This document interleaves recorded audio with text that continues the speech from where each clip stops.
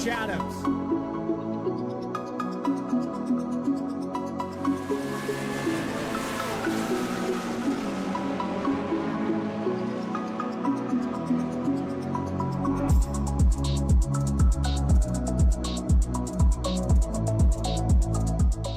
Racing isn't easy, but experiencing it is.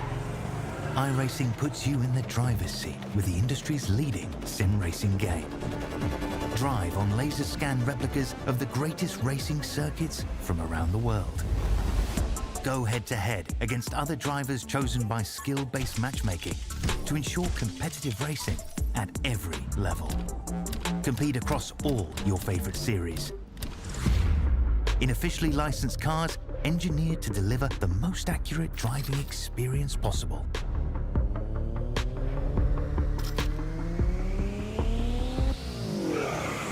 Join a race or host your own with players from across the globe.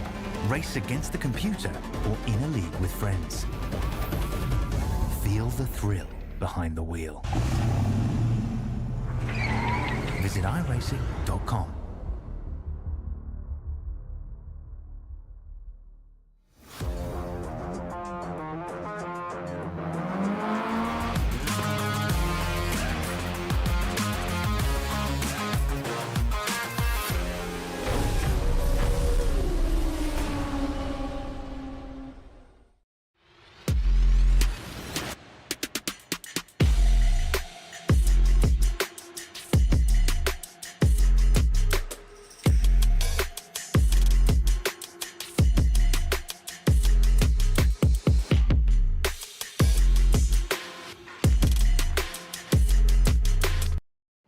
He's here teaching all his secrets to all these drivers. This is Almeida Racing Academy, where every champion has a starting line. The sim racer turned real-world superstar, SCEL Almeida. It's Connor Bell racing in his own backyard for the very first time in the NASCAR Canada Series. The workshops helped out so much. Something about battling with somebody faster than you, it just pushes you that little bit further, and I was able to just keep developing my skill. I can kind of commit more with the exit there. That was good. If you do take sim racing seriously, it does impact your racing technique for the rest of your life. I know how the car is going to perform around these corners because the model I have in the sim. Just the benefit of sim racing when you go into real life, I don't think people quite realize it yet. You have infinite track time is the biggest factor. You are able to try so many things, and the physics that are simulated in the sim nowadays, especially iRacing, are so close to real life. Creating champions. SCEL Almeida is a master at his craft. He's outclassed a Le Mans driver, a European Le Mans Series racer. These guys are among the top 0.02% in the world. Designed to create champions. First NASCAR Canada start. First NASCAR victory for Connor Bell. Connor Bell standing on the podium here today. This is the Almeida Racing Academy 3.0. Wait a race, buddy, wait a race.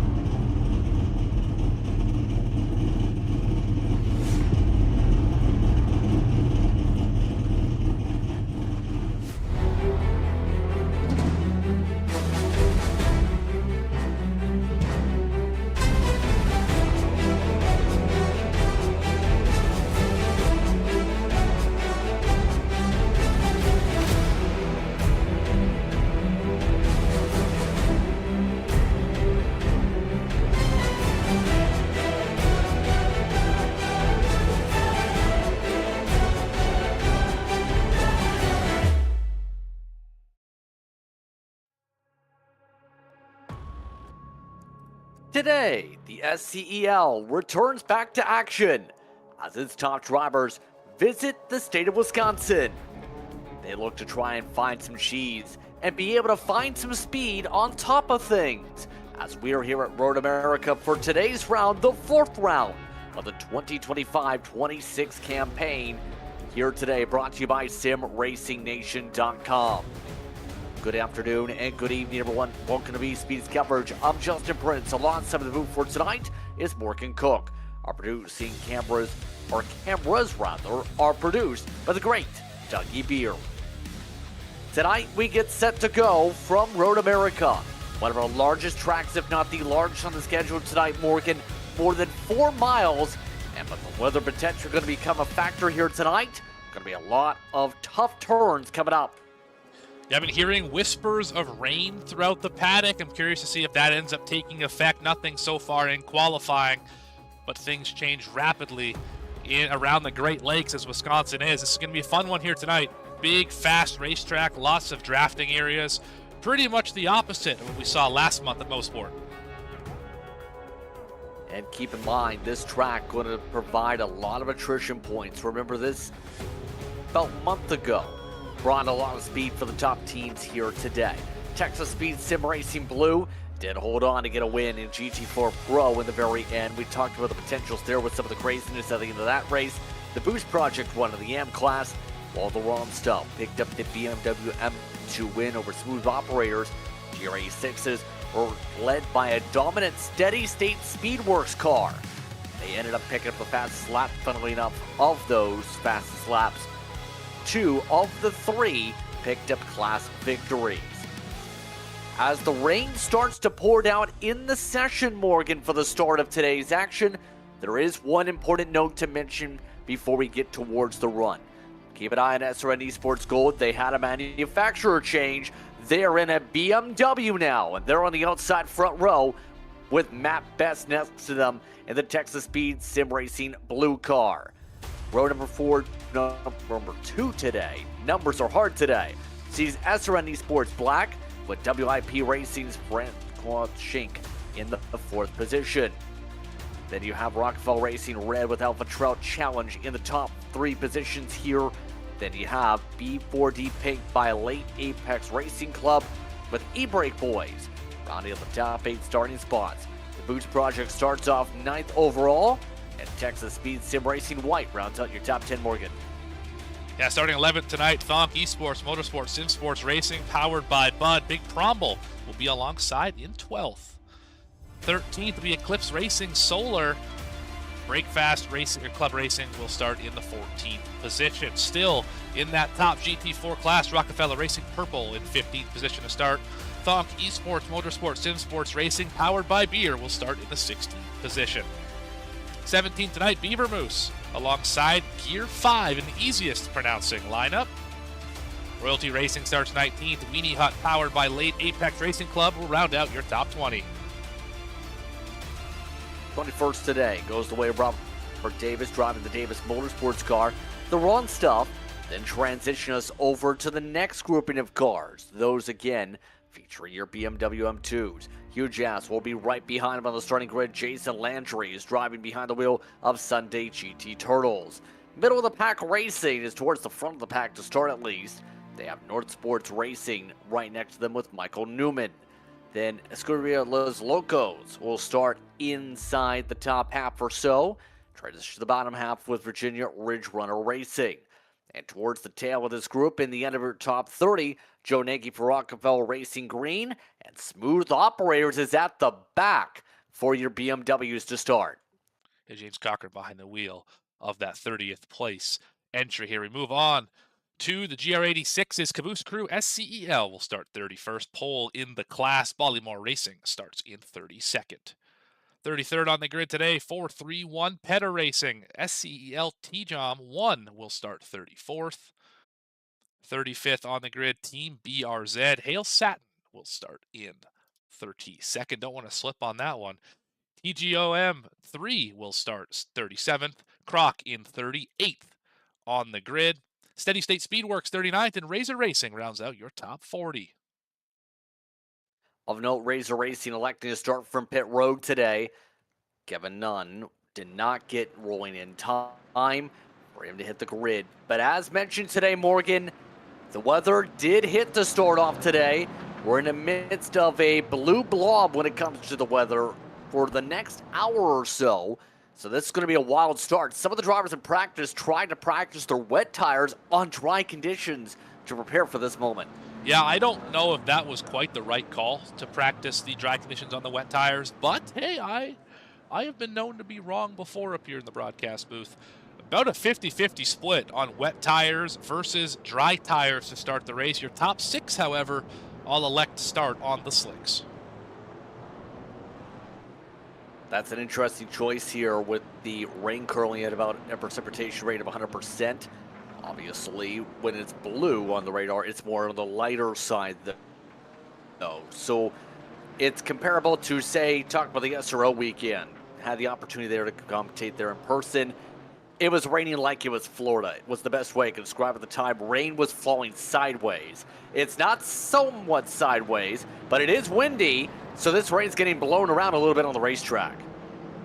Yeah, this would be tough weather conditions for all these drivers, especially if they have to deal with all the off tracks with the gravel and all that on the racetrack as well. Wet conditions plus debris on the racetrack, that is not going to help anybody get through this race course cleanly. I don't know, JP. We might be in for an action-packed start to this one. It's not even raining across the entire racetrack. God, that's how big this facility is. There's the rain peeking back.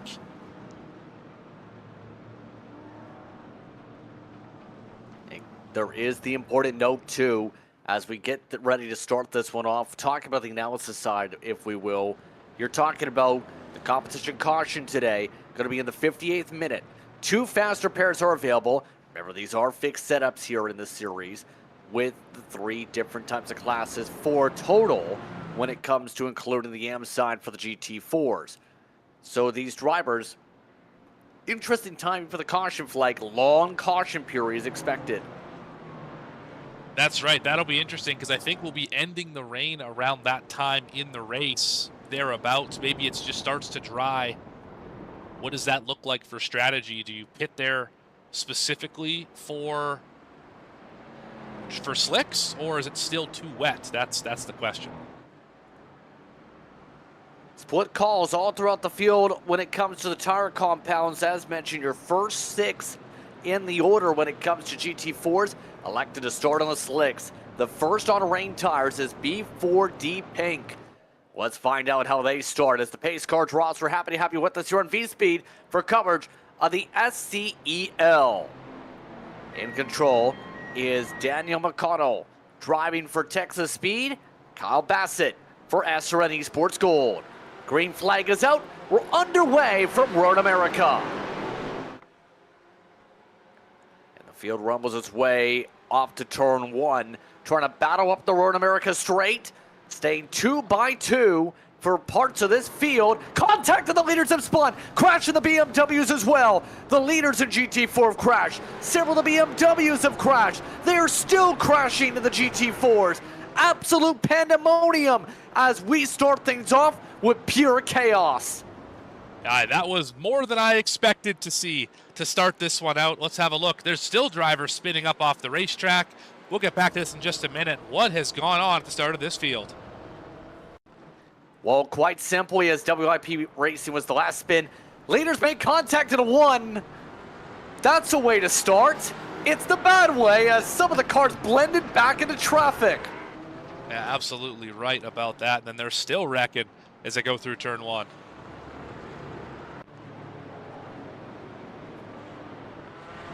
Absolute calamity. Oh, by the way, the GR86s, for those wondering, which just got their first real rain opportunity in real life this past time at Road America, well, they haven't really had too many troubles because those drivers, they were split on the compounds. Most of them are on the rain tires here, a little bit more stable for them, although Peta Racing trying to make sure they don't blink. Yeah, I would imagine that the drivers who decided to stay on the slick tires to start the race, especially at the front of the GT4 field, probably kicking themselves right now, thinking that might have not been the right move as they sailed it off in turn 1, and it simply did not stick. All of this as well, by the way, Lon Harris is up in the lead for Rockefeller Racing Red. Then second spot, severe damage for E-Brake Boys to the left front fender. Going to Curious how that plays out. Then you have the Ford of Eclipse Racing Esports. Brendan Melling behind the wheel. John Lauzon in the first driver in the rain tires. Did gain a couple spots with the chaos. And right now, as you can tell, pretty even with those on the slicks, obviously. Yeah, seems that way. I have to imagine that we'll start to get to quite wet conditions here. Oh, there's a driver spinning around behind him. That's that Rockefeller Racing purple. Yes, it is. In that Harley Quinn-esque black and white car. It's gone around and still trying to get back righted here. That's not helping. Mr. Bean. Oh, this is seesaw. Right yeah, almost Austin powered it, but without the walls to keep him Austin powered. But everyone else rumbles their way around. By the way, that Eclipse car is your top driver to the AM side. That's how rapid the gain was. 10 spots gained for that Ford on the opening lap, and they've got a cushion of about 4 cars to the Breakfast Club Racing Machine, who is second in the AM class. A good start for both of those drivers, both up 10 and 7, as you mentioned. Biggest loser so far in the race, biggest dropper, I should say, is SRN Esports Gold is down 10. WIP Racing is down a dozen. SRN Black is down 14. Alpha Trout's down a dozen. Although they're going to gain them back here as they work through the lower class cars. Issues in the GR86s. Yes. Look at this. This just blew up the lead pack because there was a spinner. It was second in the class. Ballymore Racing was keeping up with their race leader, Spinner Racing, and then spun around in the racing line, slammed into by Team BRZ. Those cars are demolished early. Not the way you wanted to start this one at all. Chaos in 1-3 everywhere, it seems, it feels like here. When it comes to Road America, usually you're talking a lot of potential passes up to the Marine Sweep up to turn 5. Hurry Downs has been an area with wet conditions that's been pretty chaotic as well, we've seen in real life. So with these drivers, we'll have to keep an eye on how they are weather condition-wise in the tighter sections. Canada Corner, some people were, I think, half joking, talking about going full throttle here. I would imagine they're joking in that part of the racetrack. There goes SRN Esports Gold up, passing a position. Big slide there. They get that spot back. It's up front. Good battle. 1 second separate your top 2. Then it's almost 3 seconds back to Rockefeller Racing Red. Texas Speed Sim Racing White with the heavy damage on the nose. They have gained a little bit here. New fastest lap for E-Brake Boys, the top of the chart. Here's a confusing one. John Lauzon just pit. Why would you pit on lap 3? Hold on, we have someone spun in front of pit road. That is Alpha Trout Challenge having a bit of a challenge as their front end's demolished as well. A lot of drivers did not have a great start to this one. I have to wonder if the thought by B4D Pink, by Late Apex Racing Club, was that they didn't want to be on the wet tires anymore, realize it isn't raining enough for that to be a factor. But they were holding good track position even with the with the tires difference here. Esports Black up pit road as well. Play. Yeah, interesting plays here, to say the very least. SRN Esports Black, remember, had been in the back for the incident. Already Eclipse with a crushed end as well.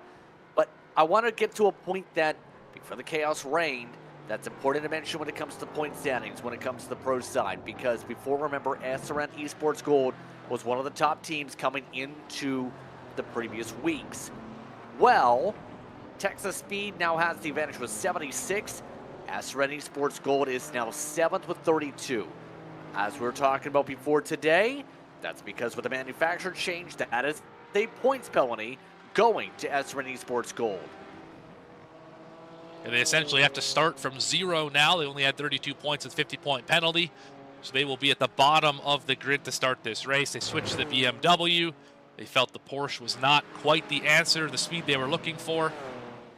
We'll see if the BMW ends up being a positive difference. Right now, they're running in the 7th position and gaining on the rest of the field. They're running some of the fastest laps out here by about 8/10. Oh, wreck in front of them. There goes the 6th place car. Break Fast Club with a slide.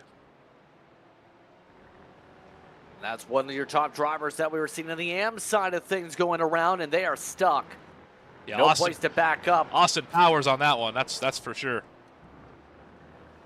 You back up too much over the racing surface. That's a little bit of a dangerous spot. And Pack Racing just dodged them as we take a look at the live action for now. Down the front straightaway, the Rooster Tails are kicking up here, so the rain is significant enough to where it is kicking up some visibility differences, but not enough to where it's puddling on the racetrack, and that's the big difference. If it puddles, then you absolutely have to change your racing line as a result. Yeah, you can see some drivers are already using a wet line. They're just braking inside or outside of the normal racing line, making sure that there are no puddles for sure. Like you see right here, diving to the inside. This might be for a pass potentially into that corner. Bit of a lock up there, bit of a wobble into the braking zone, able to get through it. Oh, big slide for both those cars. Driving it. Drifty drift. Yeah, they are trying to power their way to keep up here. Competition cars going to freeze things up, but it is a big momentum swing. Keep the advantage like it is amongst the Sam side, as it is by significant margin to everybody else. Big points haul if they're able to maintain. Important to note as things go on, there's also the battle going on with BMWs with the M2s to think about, because with those drivers, right now Hugh Jazz is actually the one in the lead, not the Ron Stuff. The Ron Stuff has led the way with 83 points so far in the season. We know how Hugh Jazz is as an organization, tough to beat as drivers, runs in big events everywhere. Giovanni Romano is driving behind the wheel of the 299 and keeping the pace as Michael Brooks sports to try the high side coming out of the hurry downs. They're trying an alternate line there to get a little bit of momentum. It just didn't quite work. Now through this carousel section of the facility. A little bit of momentum gained here by the Wrong Stuff. I don't think it's quite going to be enough as it hit down into the kink. Yeah, right now just trying to let things roll here. By the way, John Lauzon has just parked it for the race. So it's worth noting that the 77 spun on their outlap off screen, Morgan. Right. And now they're no longer here. So things have spiraled on the choice from wet tires to slicks. Not working out well as you take a look at how things are going for the WIP recovery. Remember, one of your lead cars, Texas Speed, Daniel McConnell trying to pick up ground, 14th place at the moment. Yeah, slowly but surely for these two. Obviously, both of them spinning on that opening lap. As Meatball flag just given to Rockefeller Racing purple. What happened here? Car still driving. Oh, there's a big slide. Boom. Got that one in a big way. Yeah, that's got to be Axel. Has to be Axel with a hit to the right front. And when you have a hit like that, you have to obviously come to pit road. You see just how crumpled that is because that was all on the tire. Yeah, they hit that about as square as you could hit it, right on the left front tire, right on the right front tire, I should say. Oh yeah, they're on pit road right now. But we crushed it in. Yep, and now as we continue to roll out with this, still checking in with how things are going to the front of the field. Bit of lap traffic going to be a bit of a factor soon because it's not going to be, well, it is very staggered is really the thought process here because you have a GRE6 that's going to be just up the road from the leaders. That's a little bit of a loose moment for the 12, able to keep it gripped up though. Yeah, these guys are right on the edge of grip. Pretty much every car out here driving it like they stole it, so to speak, to make sure that they can keep it in the position they're in or gain another one. Eclipse Racing Solar doing a great job hanging right there. They have got a 4-second gap over Texas Speed Sim Racing White, who's in a heck of a battle with SRN Esports Gold, trying to rebound and get back to the top of the sheet. Oh, a little door contact there. But that won't make them happy. A little bit argy-bargy. You bet. Yeah, 46 already had damage in the first place here, Morgan. Don't want to add any more They will try and go for the pass on the outside in response in Canada corner. Oh, they overshot it. Back. Off the racetrack. Pushed it too hard. This kitty litter they go. There is a lot of sand actually kicked up out of Canada corner right now. It is a lot of marbles over there. Oh, I thought that was the beach. Oh, my goodness. Yeah, that's definitely a lot of gravel on the racetrack. Reminiscent of, yeah, beach. Yeah, good. Yeah. Well, reminiscent of a trail, I guess you could say, rather than a racetrack. So we take a look at Thunk Esports. This is the Bud entry. I feel like the Thunk paint scheme has gotten a little bit more advanced. Am I wrong on that with the way they've added to the heads on the car? I don't recall the green jagged line around it. That seems new to me. Maybe chat could help me out there if that's a new thing or not. I feel like it is. I feel like it's trying to be like, you know, stonks, and they continue to climb. That's kind of the vibe I'm getting here from the 6th place entry at the moment. It almost looks like member berries, you know, from South Park in terms of the way the head looked, in terms of the art that they've now built on the race car. But hey, they're in the top 6. Tower Agostino doing well, keeping up with Harris, as there's some of the lap traffic. That's Ballymore Racing moving to the side this time. It's one of the drivers that did see some of their teammates take a licking earlier on with the contact, but have maintained. Big Promo is also with them, one of the top, in fact, the top AM car. Royalty Racing also in this choo-choo train. I believe the top AM car still Eclipse Racing Esports Solar up in 2nd in the 135. Points. Yeah, they're having a phenomenal race right now, being so far up for the AM class. Yep. Yeah, Big Problem 2nd in class, back in the 7th position. And top of the points was referring to. Indeed. Oh, I see. We've seen Breakfast.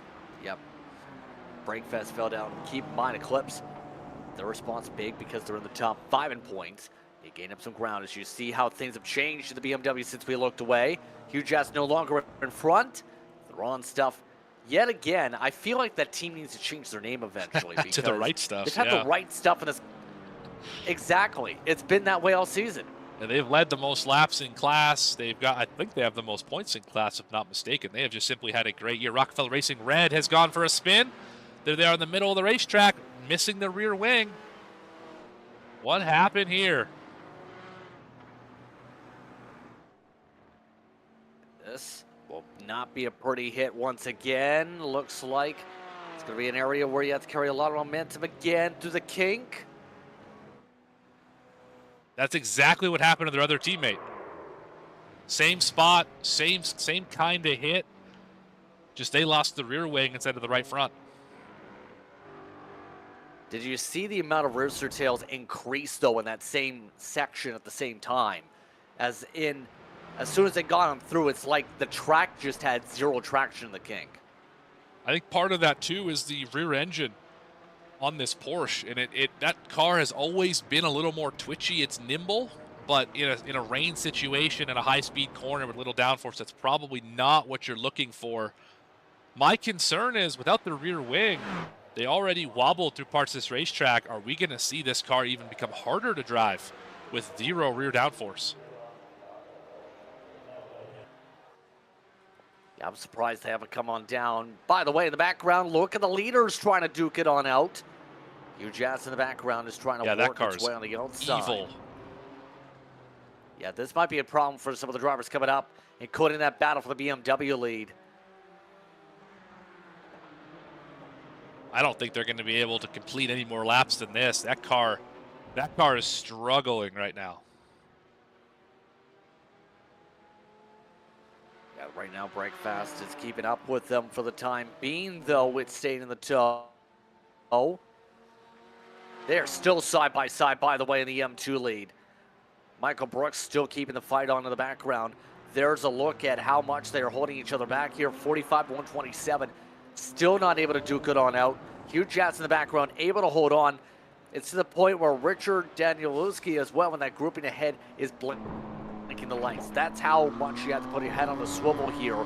This is going to become a bit of a factor. You have to think maybe for the M2s, even though those are faster cars still duking out his lap traffic ahead. Yeah, I think we're going to end up having to work around a spinning car here in a moment. We haven't hit the fast part of this racetrack yet, the really high-speed downforce sections. I think that is going to be a real problem for that Porsche that is clearly struggling with the handling.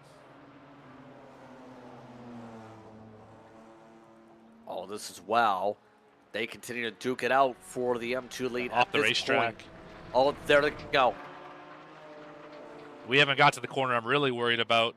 There it is. And look at that. They're getting passed by the slower class. That's how little downforce they have on the rear of that car. Just incredibly unstable. He wants to go around in a big way.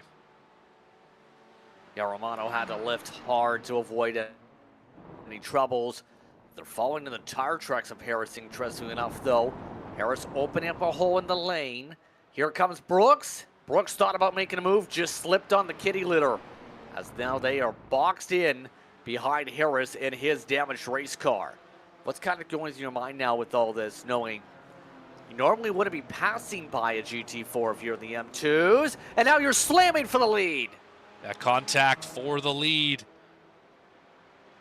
Little how do you do? I think I'm faster than you. I advise you to move out of the way. I don't think that's quite going to be well received. As they sail it off into one here in a moment. Look at the toe.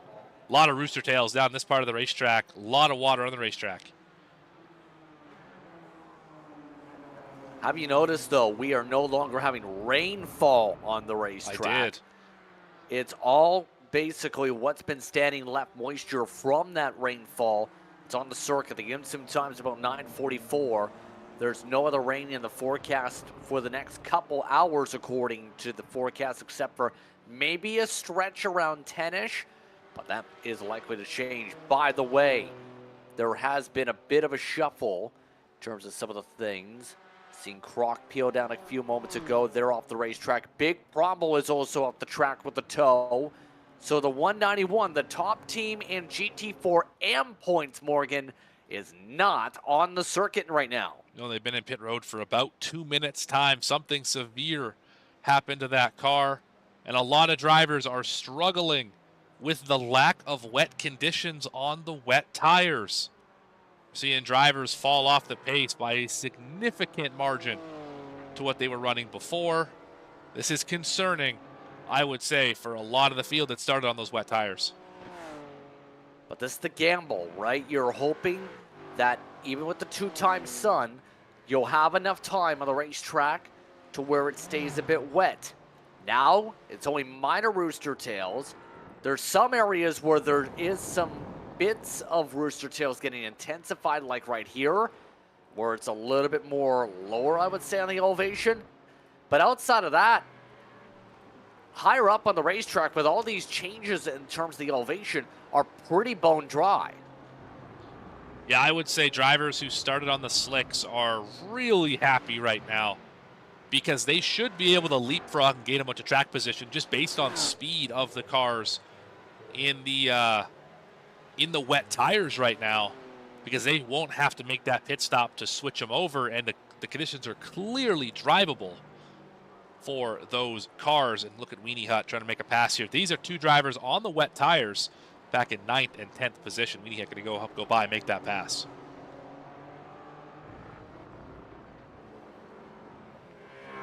All of them is just trying to figure out just what to do next here. The sun is now out over the racetrack, so that should answer that question as we continue to turn on the laps here. As things have settled out, by the way, Royalty Racing just had issues. Justin Kidd, believe, just had some tech problems.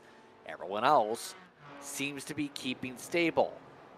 Interesting enough, in all the chaos, one of the battles we haven't touched too much on since the spin up in the front of it, the Toyota GR86s. You know who's up in the lead with all that? Up 8, SCEL T-Gum 1. Hale Satin in second. Peta big Those issues. drivers are pretty close. We'll get back to that in just a Yes, second. We just had a big crash for GR86. I believe there was a GT4 involved as well. Yeah, they're riding the Lightning there.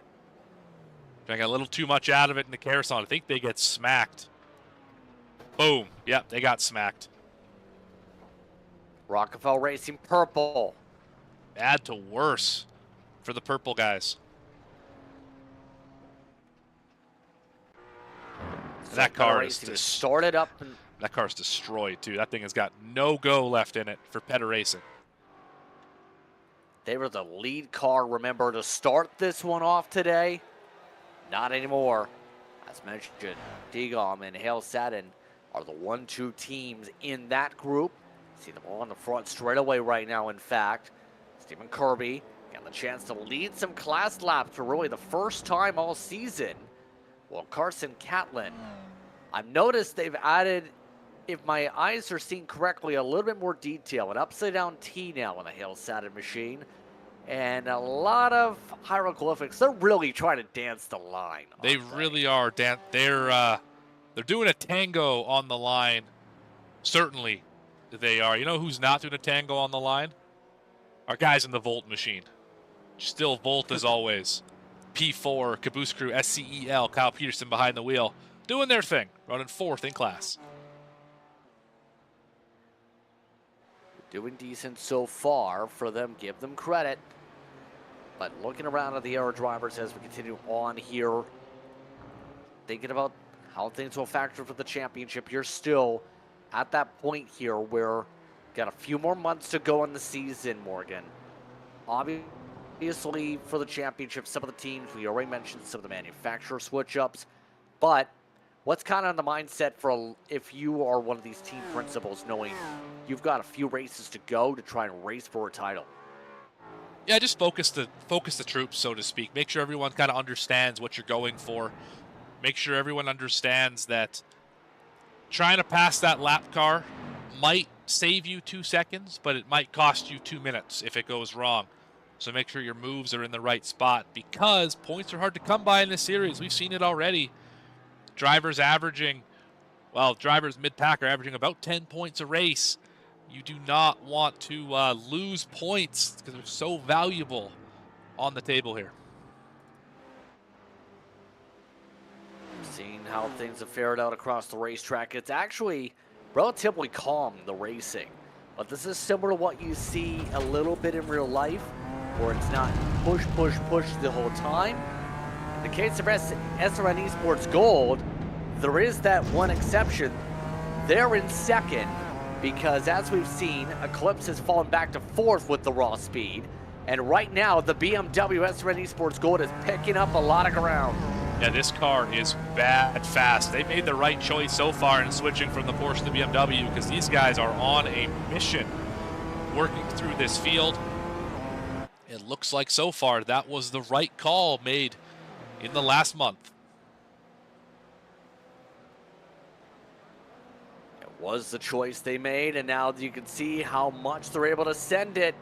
They feel a lot more comfortable, you can feel, with the BMW going burr. Some of the Fords look good short run, but we've seen them now be as far back as 20 seconds from this fight. Here we go.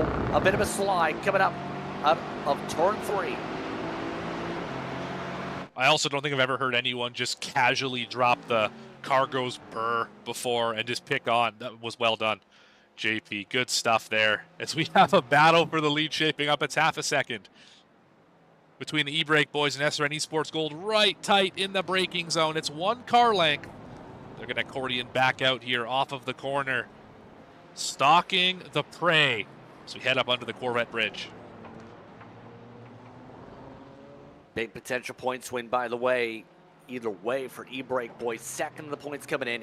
Had an 8-point deficit to the blue Texas speed car. Right now they are looking to try and protect for a little bit longer here. Still almost 30 minutes to the action. Got to think about pit stops pretty soon. Remember, with the fuel limits we see in this series, so that's going to play a factor. Expect those stops likely before, obviously, we get to the 58-minute to go or into the race mark for the competition caution. They do have traffic, by the way. Virginia Ridge Runner Racing is up the road, and they're going to catch up to them quick. Absolutely. Look at that M2. Hanging out P8 right now. Hasn't been the start they wanted to this one. Overall leaders should zip by through the most technical part of this racetrack, I might add. This back and forth switchback section. No harm, no foul there. So two leaders still about half a second apart. You can see the wet line in play for SRN Esports Gold. Really shallow entry, trying to avoid all the wet on the racetrack. E-Brake Boys not as concerned. Both drivers on the slick tires, no rain tires in sight for your top 7. Highest on the rain tires, by the way, in the GT4s is Beaver Moose. Axis Experience is behind the wheel of that car. They're 40 seconds back. The difference, 5 seconds to the race leaders on pace. So all they can do is let the time bleed until they pit and then hope they don't lose a lap. Still, though, E-Brake Boys really, really loose with that left front damage right now. Kyle Bassett looking for the run. He's been a little bit bold on the braking going in through Moraine sweep here today. If they take that boldness in, defensive line will force him high side. And it looks like it will at least try to the outside. Not a lot of grip there yet. I don't know if they made contact. That was just a bobble, but that was tight racing regardless. Still made up time through the section, even with the bobble. Trying to force a mistake. Haven't seen one yet, but they are tight right now through this part of the racetrack. Texas Speed blue on pit road. Could that signal the start of the cycle, JP? I think possibly. We'll have to see how long the stop is here. Puts them in about 20-30 minutes before the competition caution. With the series, more frequency in the stops with the fuel tank. But Kyle Bassett is showing frequency of wanting to make a pass. Oh boy, this is a bold move into the kink. Kyle Bassett takes the inside, and Connor has to lift. The E-Brake Boys have to give up the lead.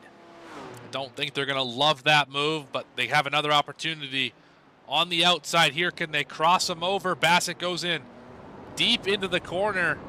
E-Brake Boys get a better exit. Lap traffic in front of them. Fastest lap just set by the 95. That's SRN Esports Black running 15th. So the lap time is picking up as the track is drying off. Looks like Bassett and Co. have the lead safely, at least for this moment. Do you like the move now, especially when the BMW's up in the lead? It seems like that's the case here as you see some more of the drivers work around the GR86 leaders. See how that traffic's playing out, but up front, it's still not done. Here comes the look again. E-Brake Boys trying to go for the crossover. Kyle Bassett pushed up the corner. Zatella nearly pushed himself off the track on the run, though, as it's being blocked off again by Bassett. You see the lane difference coming off of 3. Well, that's how you cross over. Excellent exit right to the back bumper, pushing him down the straightaway. As they work around some slower traffic, this could be a heck of a braking zone down here into this one.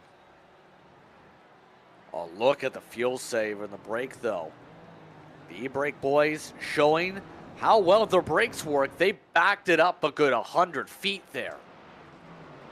I also wouldn't want to be right behind that driver in case they brake early for whatever reason, or I misjudge the braking zone, because if you hit them in the back end, you're going to send them into another postal code across the across that corner into the kitty litter. So you don't want to do that for the lead, of course. Better to be a little bit cautious, save some fuel versus taking out the leader. And your top, look at some of the air battles. Your top AM driver, P5, Eclipse Racing Esports Solar in the 5th spot, trying to take it to WIP Racing, who just got around them for the 4th position. Yeah, Melling at this point, the time's just fading away on the long run. He's fallen to the 230s, 4 seconds of fall off over the course of this run. I think the 135 was quicker in the rain, for comparison's sake. The rain tires, as said, are still in the 231s, 232s for reference. But some of the drivers that really excelled up the opening laps with the chaos are falling back to earth. Yeah, it seems that way. Good battle here for 10th. Boost Project trying to defend over Davis Motorsports. Davis Motorsports and the Boost Project, 2nd and 3rd in the AM class. A good run so far. No one else around them, just these two on an island. Very quiet races for them so far. They are a part of the tires that are the rain compound. New fastest lap for Ambassadors now broken the 1 second mark from the race lead. But as we continue to scroll around, well, there is one thing for certain. Right now, that lead has expanded in GR86 since the last time we looked. Remember, it was about under a second. Well, Kirby is now taken off to 5 seconds instead. Something happened to Hail Satin. They have fallen back. It's every time. It's nerve-wracking talking about this car. They are up to 2nd, but yeah, they're falling back at a rather quick pace. Steady State catching up. Just about to be our new 2nd place car.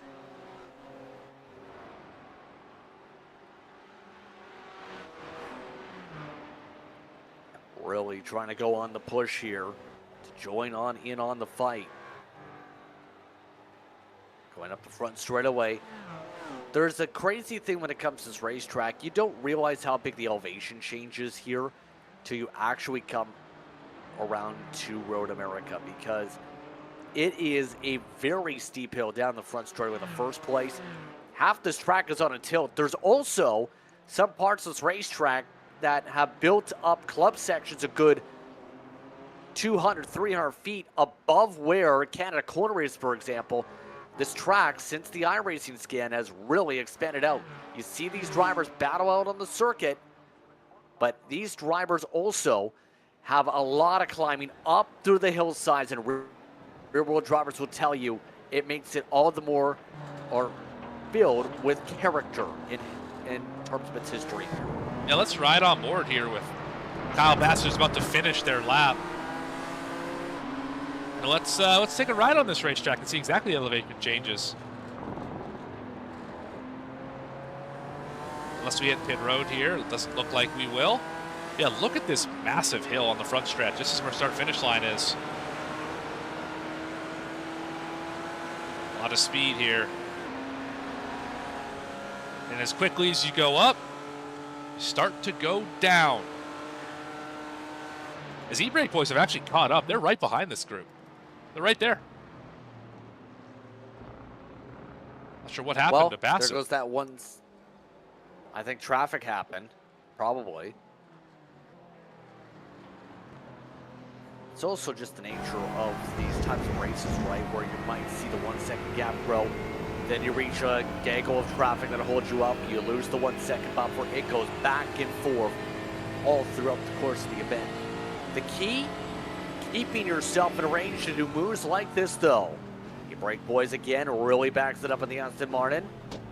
BMW the brakes are just very strong, even with the shower line there. Yeah, seems to be that way. There's a lot of elevation change right there. A bit of an off-camber corner here. Short shoot straight away.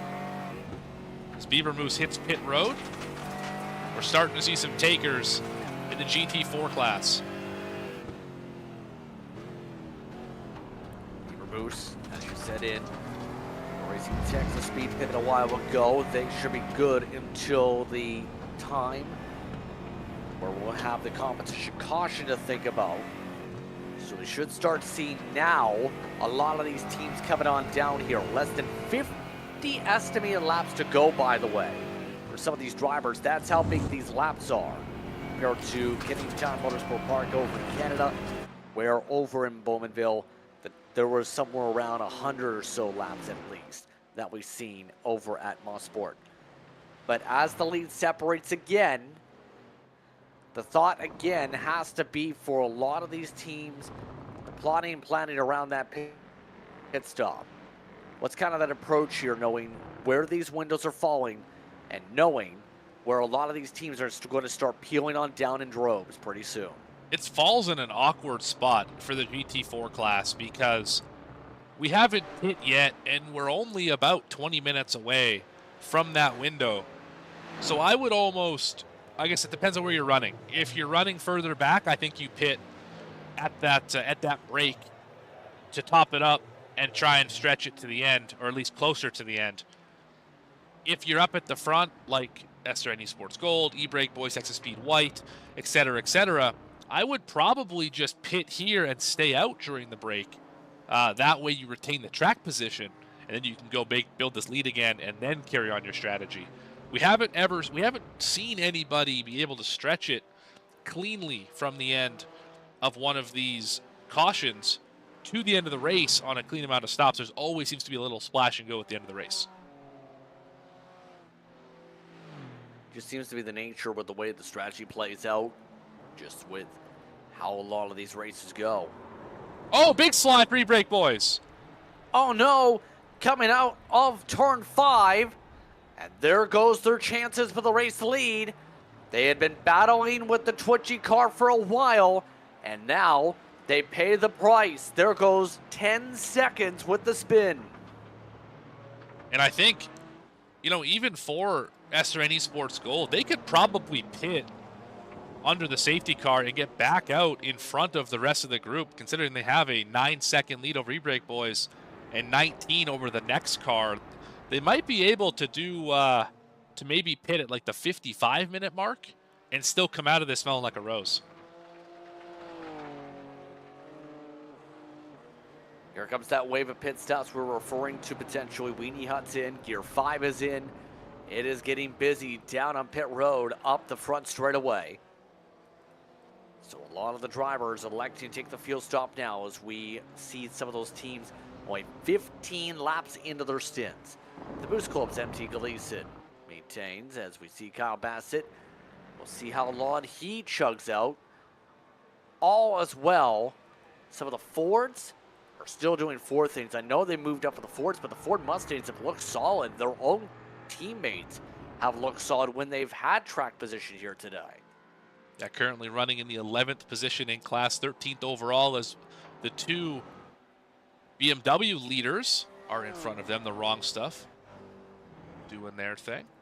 Hugh Jass has fallen back a fair bit here, about 4 seconds. SRN Esports Gold on the pit lane. So there is something to pencil in. 16 laps is the mileage estimate here today. And we're seeing most of the field now ducked down right now with their pushes. WIP Racing, they're still trying to battle it out for the top 3 for the time being, though. Can they find a way around? Well, they're going to have to get around traffic first and then think about a move. They do think about a move. Shink to the inside. Tyler Thomas lets him go. Just as they get the fast slap. I was just going to say, fast slap of the day. Working through traffic, trying to make a pass into one. That is a fast Mustang. Up to second as they work around traffic and they work around Bassett exiting the pit lane. So Bassett comes out pretty well on his exit. Here's a look at some of the BMWs as they go around. And so far, smooth operators, remember, that's actually a big talking point with them not getting a good qualifying today. Funnily enough, they're already up 12 amongst the BMW M2s. Downside, they're almost a minute behind the leaders already. Was this not the same story as last week, though? Not a lot of speed out of this 222 car, and all of a sudden they ended up at the end of the race fairly close to contention. So I think this is kind of a pattern we're seeing here as we have Davis Motorsports on pit road here. So is Eclipse Racing Solar just exiting the pit box. Pit road becoming a busy place here at Road America. And no, they did not take the fast pair either for those wanting with the front nose. Here's a look at Thunk versus SRN Esports Black. Julian Swanson is the one behind the wheel. Ron Wolf is right now the chase car. They also have some of the GR86s up the road to deal with, including their points leader, Steady State. Been a quiet day for Steady State today. There they go, getting passed on by. I think anytime you have a quiet day in this series, you're probably having a good day. If we're not talking about you, things are probably going your way. Yeah, it's steady state, mind you, came in with a massive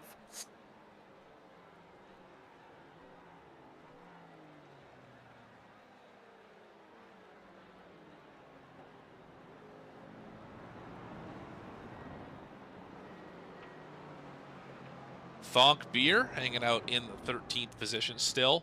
Overall, 11th in class.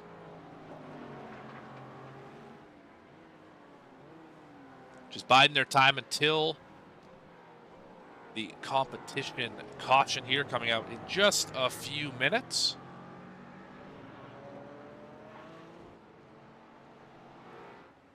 We got drivers on pit road, top three, all pitting simultaneously. Thonk Bud on pit road as well. SRN Esports Gold should be able to take all these spots away. Yes, there they go. The lead was 9 seconds pre-pit stop. It looks like it's going to be bigger than that as they haven't left the pit box yet for any of those drivers. E-Brake boys still on the racetrack.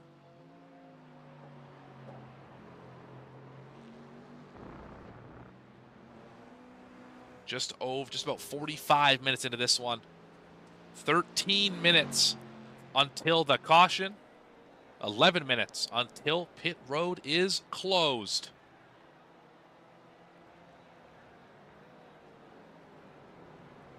And JP, we just saw the front runners hit pit road. E-Brake boys and SRN Esports Gold are back to the point.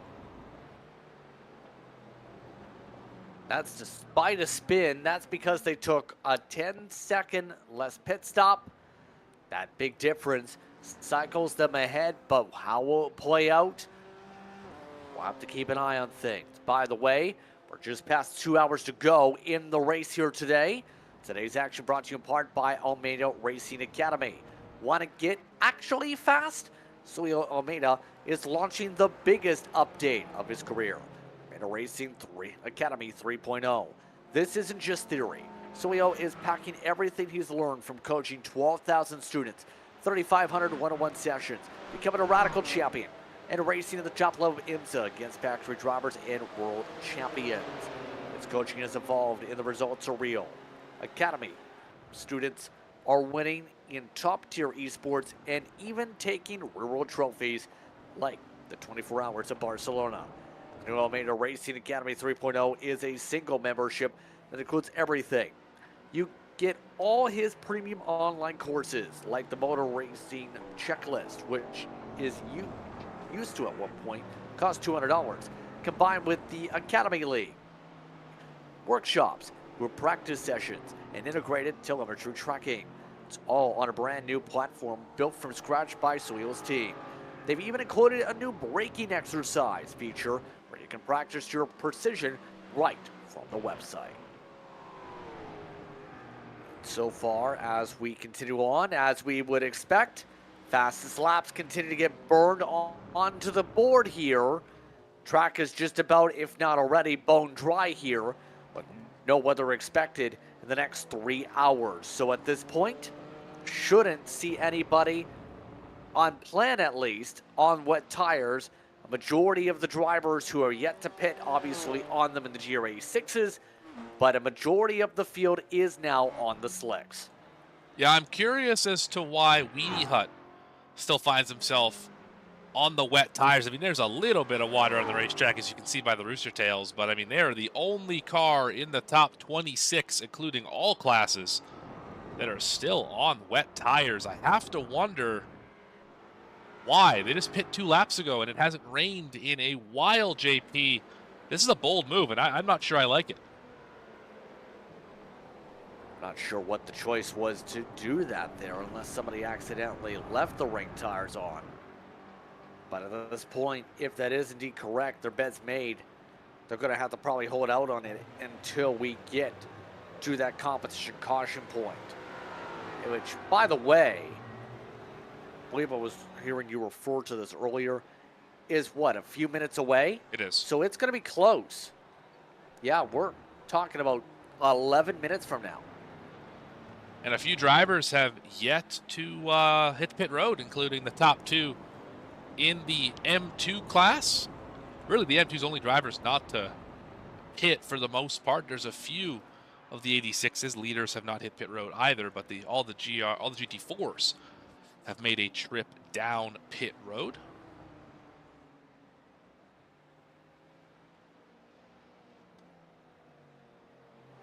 Yep, and at this point, drivers trying to keep themselves pretty steady on the wheels here. Smooth operators, keeping things very smooth. They are now up again for the battle for third. Escurio Les Locos has kept quiet today. Cam Kinsman is that driver. They are having the boost project zip on by, so I'll take away passing opportunity for now, but smooth operators, as mentioned, picking up the tempo, running their fastest laps of the race right now.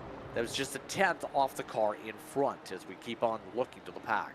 They were the fastest driver in class, if I'm not mistaken. Actually, Rockefeller was a little faster that time, but not by a ton. So smooth operators finding the speed at the right time, just about to hit that competition caution, get the field re-racked and restacked, and we'll see what strategy looks like at that point in time.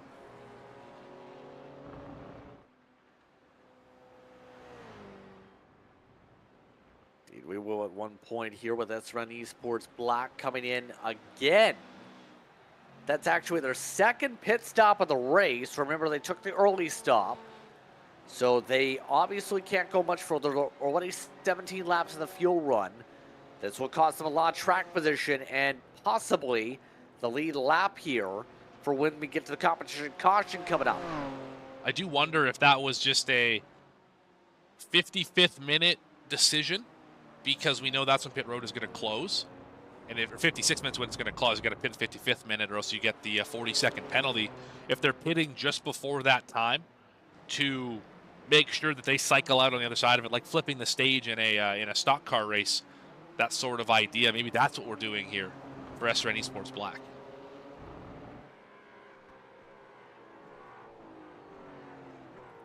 See what the roll of the dice is. It's clipped, by the way. I've gone from keeping up with the leaders to 42 seconds back. The AM lead is still very comfortable right now by at least 20, 30 seconds or so. And this could be a potential points haul, but we already know that gap is going to go down drastically with the competition caution. Club's got to figure out something quick here to be able to find up their speed. As some of the teams have picked up the tempo, they have gone the opposite way.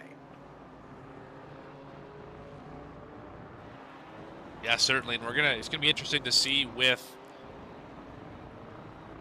second drivers getting in the car in some of these cases, if they have a little bit more pace, or maybe they're the dry track experts and the wet track experts are in the car right now in case the rain was more extreme.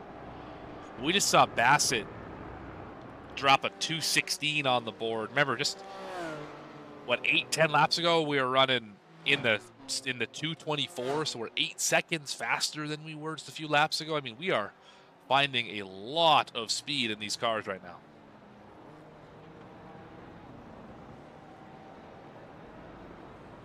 And at this point, what's kind of the thought process too, if you're the driver's sake, in some of these battles here to close up the gaps? We know the caution's coming up here. That's going to be a bit of a factor, but after the caution flag, what becomes the net approach?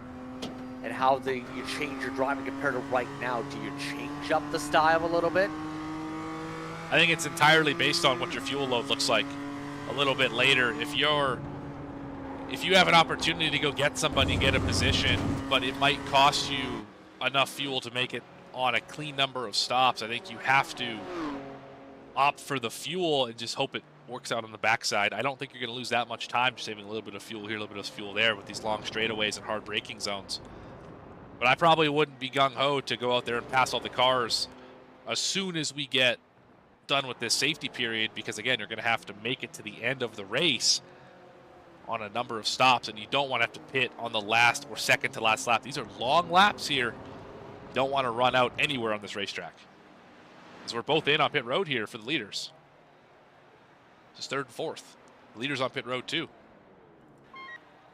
So this is the window here for the M2s. This comes just a couple minutes before that pit road close trigger, as we were talking about. As the wave comes on down, we'll see how long the service goes for some of these teams. We did just see Davis Motorsports, for reference, on their pit stop only take a 10-second stop in one of the Porsches. So some of the drivers going quickly on their sequences. Some of the others in the M2s already have 37-second pit stops, for comparison's sake. Imagine that was fuel only for Davis Motorsports, just trying to get on and off pit road quickly, try and get an advantage, because clearly their day has not gone how they wanted. They're about to go, if they haven't already, go a lap down here. Yes, they did just go a lap down. As that 12, couple cars in front of them, that is the overall leader, e-brake boys.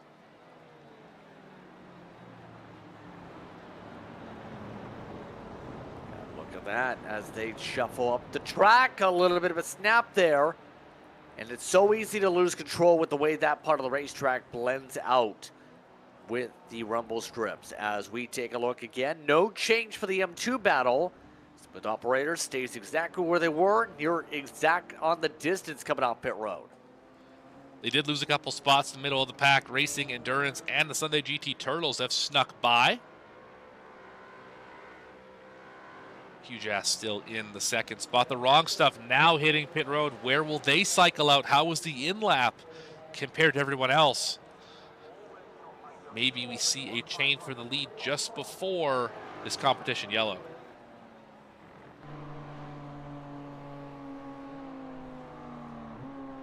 We'll have to keep an eye on that with the Wrong Stuff taking their time here with that service. As they work their way now up toward underneath the Corvette bridge. Kinsman trying to keep things up. I wonder if anybody actually gives the bump draft for por favor to him. You know, they asked nicely. The bump draft. I mean, you could ask, you could try. Certainly can. What's the worst that could happen? They just say no? They go around you? Probably. The worst they could do is shear off your bumper. I suppose. Usually in stock car racing, the words in the back are "don't hit me," something like that, or you know, student driver, etc., etc. The rookie stripes maybe down at the bottom of the bumper, but yeah, I haven't seen bump draft por favor before, so that's clever.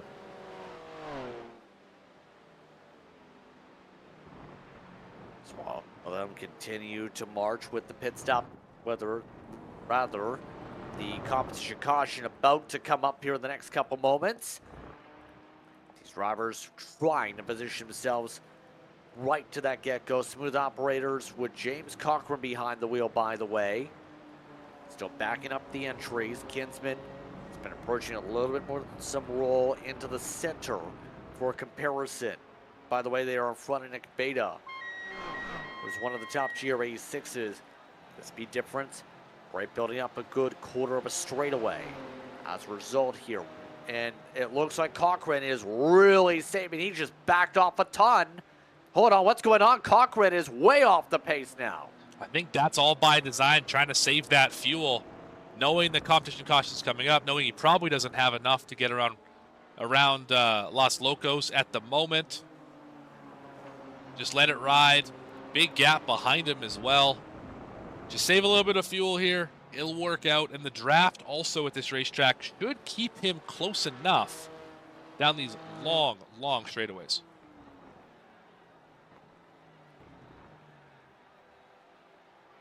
Indeed it should, as we are just about near 2 minutes away from the competition caution period here from World America. And it's caused a flurry of more drivers coming down from the BMW M4s with some of their stints. That's specifically the GRA6s, or rather the GT4s. Big Prombo and Boost project just peeled on down just as pit road closed.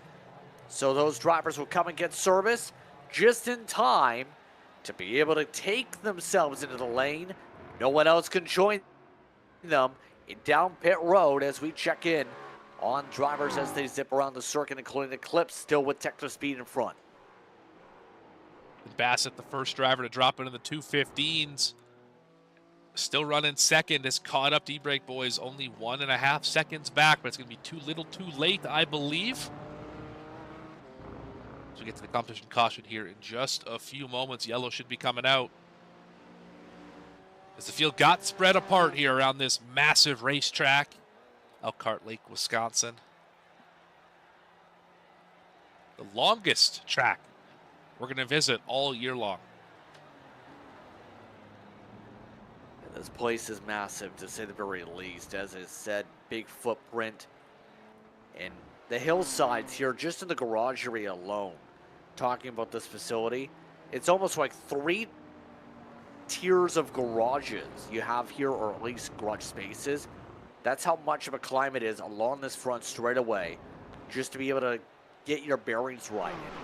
You better get your climbing shoes if you want to be comfortable around this facility. Yeah, racetrack that is unfortunate it's no longer on the any of the NASCAR schedules, because this would be a fun place to go for a NASCAR weekend. It does host a ton of other multi-class racing, though. Yes, indeed. Brains Road Racing when it comes to IMSA, when it comes to SRO. There's the caution. Car still comes here. There's the caution flag. More importantly, though, competition caution at minute 58. With e-brake boys up by almost 2 seconds. That lead obviously to evaporate. And it comes in the middle of the GT4 pit window. It just started for some of the drivers the M2 window, although middle of the pack and a couple of the others had extended it to 15, 16 laps. Well, the GR86s, for their reference, a couple of the cars had yet to pit in that class, for interesting sake. Now we got to go catch the safety car, which I think is just now exiting the pit lane. There it is.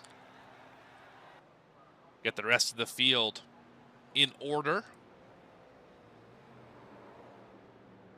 Then pit stops will commence for some drivers. Some will stay out.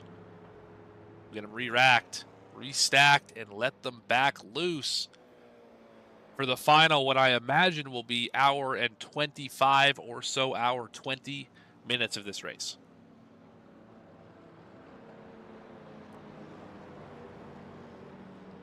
And now, do you take the free pit stop here on the strategy, or do you just stay the status quo here and just save under the caution, knowing you're going to have, probably with this type of racetrack, give or take, probably 20 minutes, let's say, at least 25?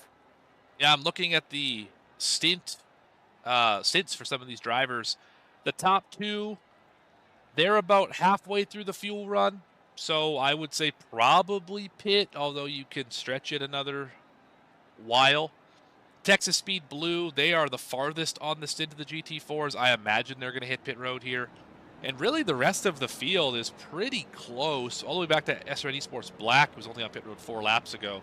I think they'll stay out. And then all the drivers who just hit pit road, Davis Motorsports, Boost Project, Rockefeller Racing, Red, Alpha Trout, they'll probably stay out as well, because they already got the good fortune of pitting before that caution came out. As far as other classes go, I would probably be staying out for all of the M2s as well as all of the 86s. They only pit a handful of laps ago.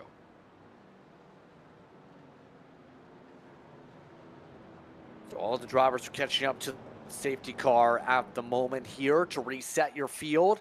Here's a quick glance on how things are going per the car type here today. The top 5 sees e-brake boys and SRN Esports Gold 1 and 2. By the way, Texas Speed Sim Racing Blue is recovered up to 3rd. So they've made up a lot of ground back, and now with this competition caution, going to be in a good spot to try and battle for the lead possibly soon. WIP Racing in 4th with Texas Speed's other car, the 46 in the 5th spot. Eclipse is in 6th.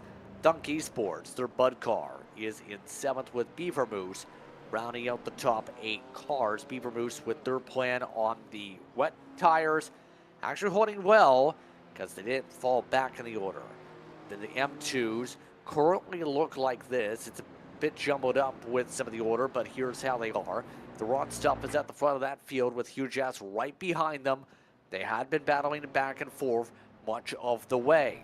Middle of the pack, Believer due for a pit stop in 3rd spot. That sees Escuela Los Locos currently in 4th. Smooth operator Raiders in the top 5. They are still catching up to the pace car. Way further back, you'll find North Sports Racing, followed by a very quiet day for Sunday GT Turtles. Third in the points. Have had a very quiet one. Jason Landry originally started in the car. Mark Senecal now behind the wheel for it. We're on to the top 8. Rockefeller Racing Green is in the 8th position. Then compare that to how things are going if you're in a GR86 at the moment. You still have the top 2 yet to pit. SCEL, T-Gom, their first entry with Stephen Kirby is in the lead, followed by Hale Sadin, Catlin behind the wheel. Steady State is in the 3rd spot, but they have taken a pit stop. Caboose Crew rounds the top 4 with Team BRZ, Ballymore, Razor Racing, and T-Gom 3. Rounding out the drivers, there is only one other car in the class, and that's Peta Racing that is in the battle with them, in fact. Quick run through of the order here, Morgan, and as we've seen, some good comeback drives. We've seen already from SRN, Esports Gold, and Texas Speed, for example, in GT4. This racetrack clearly a lot different from last week, where traffic played such a massive factor in trying to get around the racetrack. You could not pass in the SS section if you got stuck behind a slower car. Here, with the wide open straightaways, the wide width of the racetrack, and really not many slow technical sections, you're able to work past lap traffic quickly. And if you have pace, you can show it. And we've seen it with SRN Esports Gold, E-Brake Boys, and Texas Speed Sim Racing Blue. All drivers who have had issues to start the race, but all drivers who find themselves up in the top 3.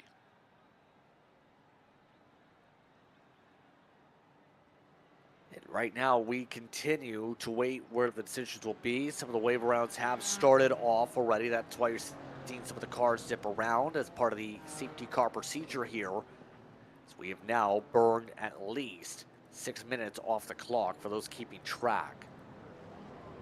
Some of the other teams that you have to give a shout out to here, still going to be a curious call for Weenie Hunt the rest of the way if the tire compound is correct in their car.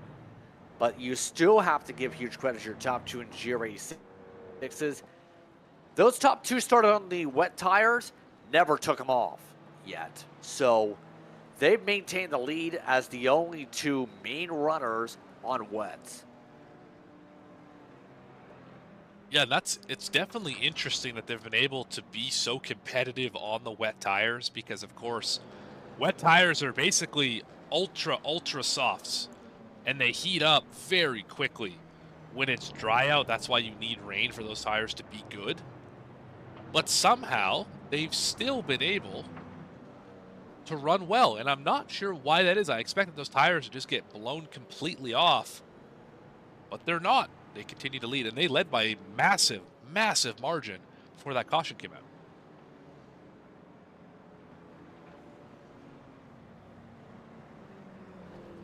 Yeah, this has been interesting to say the very least with how things have turned out here today. So remember, all GT4s 1 lap down have given the whip around, so that's going to help their sake to compete. They will be towards the tail, though, likely. We'll have to see how things get sorted, obviously, with the rules set for these cars. So as we continue on, what else do you say or keep in mind when you have such a long break like this that's going to take up at least one of the biggest safety car periods of the season? Yeah, you better be fuel saving right now if you're all these drivers. Be in a high gear. Make sure that you're putting as little throttle in it as possible, because you're going to need every single drop to the end of this race. Shut the car off if you have to, if that's possible. I'm not exactly sure on GT4 fuel-saving procedures, if that's even a possibility or something that you want to do, but don't shut it off going up the hill. Make sure it's down the hill. You don't want to cost yourself anything if you can't get it restarted. But other than that, make sure you just stay focused, lock in, get the strategy call from your team, make sure you understand what's supposed to happen, and just keep doing what you're doing, because clearly it's going well so far if you're up at the front.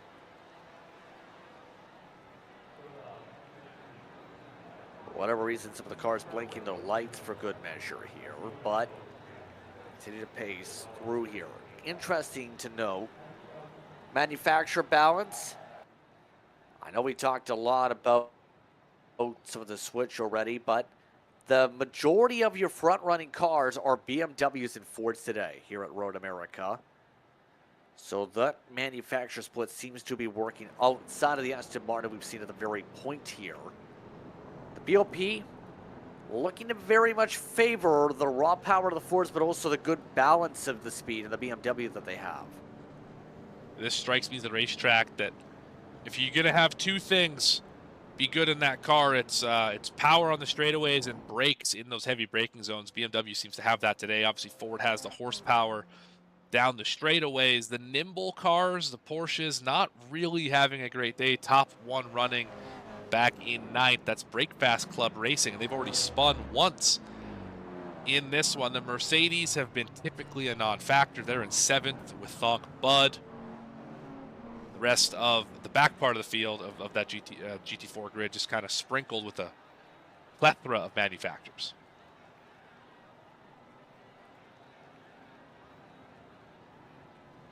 Team has been here today. So we're almost at 90 minutes to go here. It's a good time to mention that this action is brought to you in part today by Pimax. Use the code SRN at checkout to save up to $50 to $80 off your next purchase. You ever used a Pimax headset, JP? So, I've used VR, but I haven't had the chance to use a Pimax yet. They are quite the machines. I have a Crystal Light in the. It's not a drink. I learned. It is, but not in this case. Fantastic piece of equipment. Definitely, if you haven't had a chance to use one, give it a try. They are quite impressive pieces of equipment. Very clear, and I mean VR is just unbelievable that technology even exists. I imagine a good amount of drivers in this field probably using VR right now at the VR/triple monitors debate still going strong, and that is just a testament to how far technology has come here in the last few years.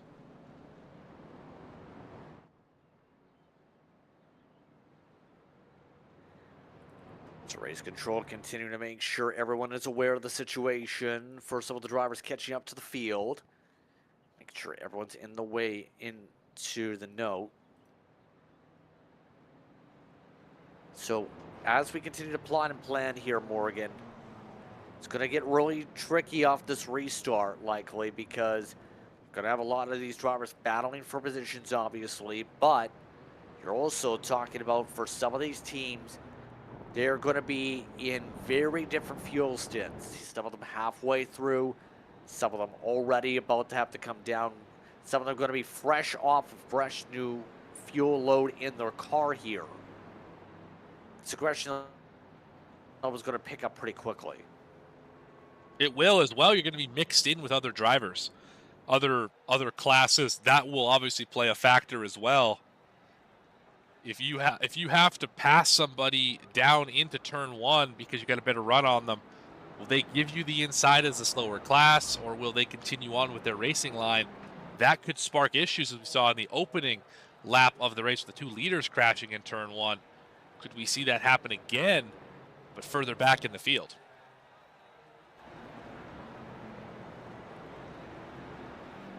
Keep an eye on that for these drivers soon. As we still wait to see where a lot of these teams go. Now, talking about some of the other things to watch for the team side of things. Going to be a lot of drivers needing to pick up ground. We talk about Big Promple. They're going to be really, really in a spot where they're going to have to go for it, Morgan, because they had a 6-point advantage over Rockefeller Racing Purple in the standings for the AM side coming in. Obviously, well down the order. Lots of points being left on the table. You've got to find a way to get track position fast here if you're them. Yeah, they are the last car in line. This massive line around Road America. Yeah, that's a lonely place to be, seeing every driver in the field in front of you. And yeah, what do you do to get it back? I mean, I would say just do the opposite of what everyone in front of you does, but they seem to have, they only have 5 laps on the stint, so they would have just pit before this safety car happened. I'd say you just have to stay out and just hope that it shakes out properly for you, because there's not much you can do at this point in the race with the situation you're in.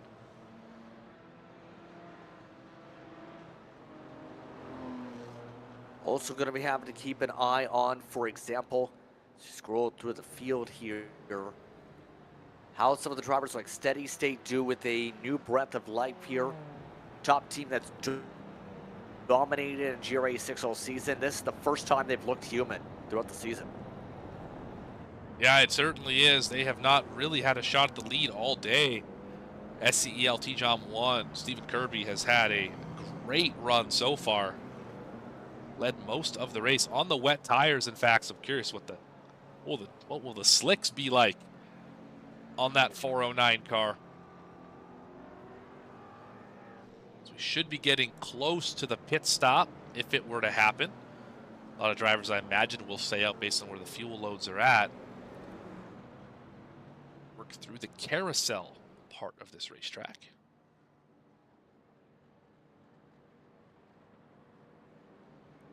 Yeah, still no signals on that sequence when we'll have stops yet. What has been an impressive day? If you're watching along, give your thoughts, give your questions, anything along those lines. Be sure to communicate as we watch along with the action today here on V-Speed, the SCEL. Again, 4 rounds into the season after today, with this one here at Road America. Drivers are being told you have to close up the gaps. The field is being told they have to be more bunched up here. Race control doesn't want to see big giggles. By the way, in all of this, I believe the 9 car has lost a bumper.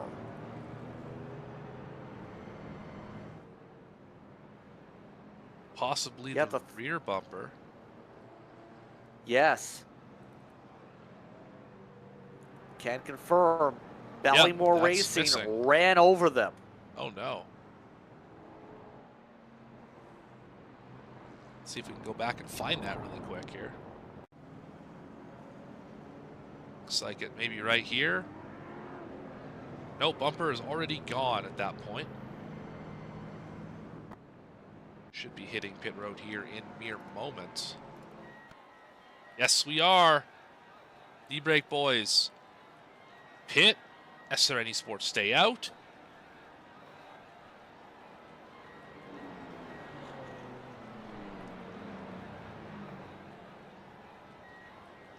Here comes the wave indeed.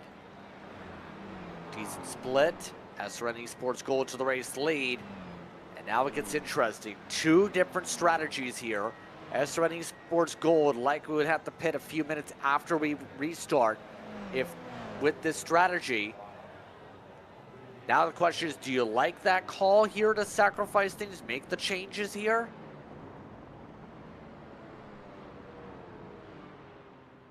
I'd have to be able to sit. I mean, I have to see what their fuel numbers look like and be able to do the math. I mean, maybe they're hoping to cut it into, if you just pit here into 2 40-minute segments, essentially. Although we'll still have another probably 2 laps of pacing, call that 8 minutes. So that might be one strategy. But if you stayed out, I mean, I'd have to imagine you could only go another 5, 8 laps, maybe somewhere in that area until you pit, and then you're still going to get left with a weird chunk at the end, maybe 15 minutes by my estimations. Just some quick napkin math to the end, and I don't know if that is going to be the right call or if that's going to be the wrong call. We've seen strategy be a factor all season long. Every week it seems. We have one driver who's just trying to save fuel to the end. One driver is a hard charger, and they always end up battling for the win. What does Road America have in store, JP? What do you think? I think what it has in store coming up here is some fierce battling, I think, for a couple of these class leads. But obviously now we have a strategy race coming up to play. The Break Boys now going to be shuffled to 12th overall in GT4 as a result of the pit stop sequence.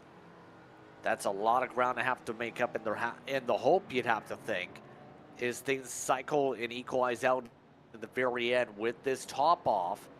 The estimated laps, after all, going to look over some of the drivers here, is currently about 38 to go if you're in the GT4s, but as low as 35 in the M2 class, for reference sake. You're talking about some of these classes bordering on a one stopper here, while some are definitely in the 2-stop market. Yeah, absolutely. We're going to see a wild one, I am sure. We're going to take a quick step aside. Be back in just a few. Been watching SCEL here on V-Speed.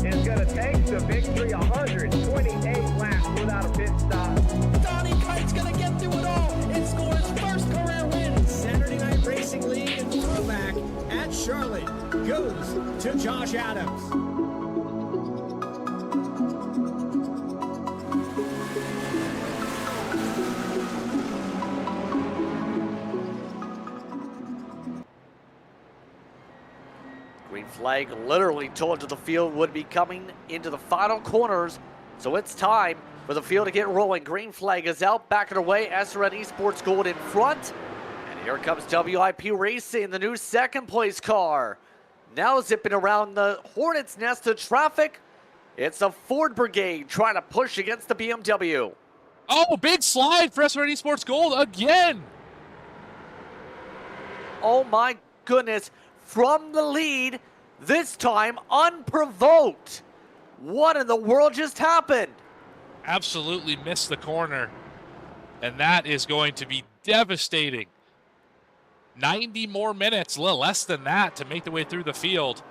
They lost all the track position. Well, that strategy call was worked up for E-Brake boys now, hasn't it?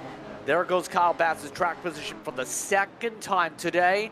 It is 2 and 3 wide, heading to the Marine sweep for a majority of this field. There's E-Brake boys now on the outside. In fact, of some of these cars, they just lost a lot of traffic, and now they have some of the top drivers in M2 getting into the Hornet's Nest again.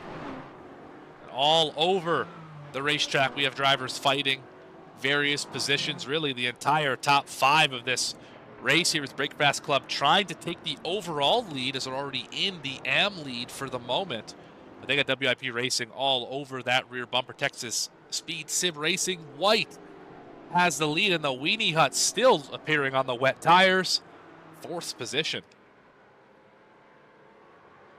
Yeah, something's going to definitely have to be fixed on the side of things there. That's obviously an iRacing thing, if they are indeed on the wets or not. But up front, it's really changed. All of a sudden, you have Texas Speed White up at the point, but you also have Breakfast Club with their strategy up in second. Now they're the top AM team. Remember, they're one of the teams that crashed in the first hour of this race. Yeah, big spin for that car. Didn't get much damage, but lost a lot of track position. They are on a big spin for Weenie Hut. Weenie Hut crashes in the second to last corner. Big slide for them. Straight to the toe. That is not good news for the 96. They're sticking on the racing surface. You can see why.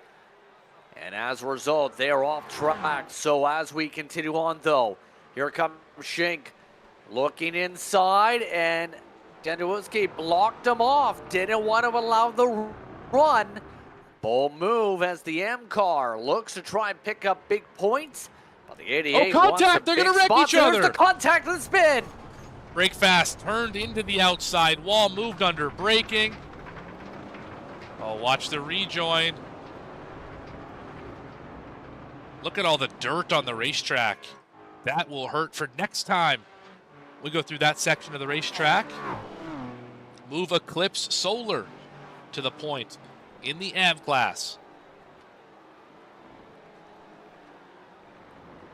So just like that, things change again, and Eclipse has been in control much of the way. Here's the thing, though. Remember that pit stop from Davis Motorsports to change up their stints? They're right there up as well as the one machine zips on the inside with them. Serenity Sports Black, though, also comes on in and builds a buffer. So some of these drivers really being aggressive on their Chargers. Others hoping for a little bit of safety work with the way this traffic's coming into play with the faster cars zipping on through. And obviously, Donkey Sports looking to go with Augustino as well.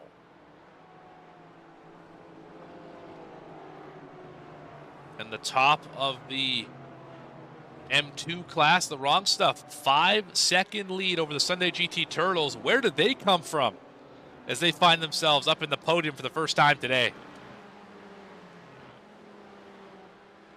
Well, they've got an advantage of 4 seconds indeed. Looking to be in a good spot with the strategy now. They are in sync with Sunday with the wrong stuff. Huge ass, remember.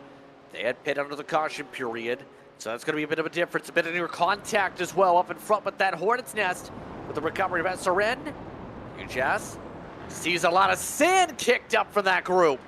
SRN Gold, they are pushing for everything right now. Let's go back. They just about crashed through that section. That's where the dirt came from. Watch that red, silver, and black car as they way overdrove this corner. Trying to get around the Turtles. Really shallow entry, hit a puddle, and way off the backside.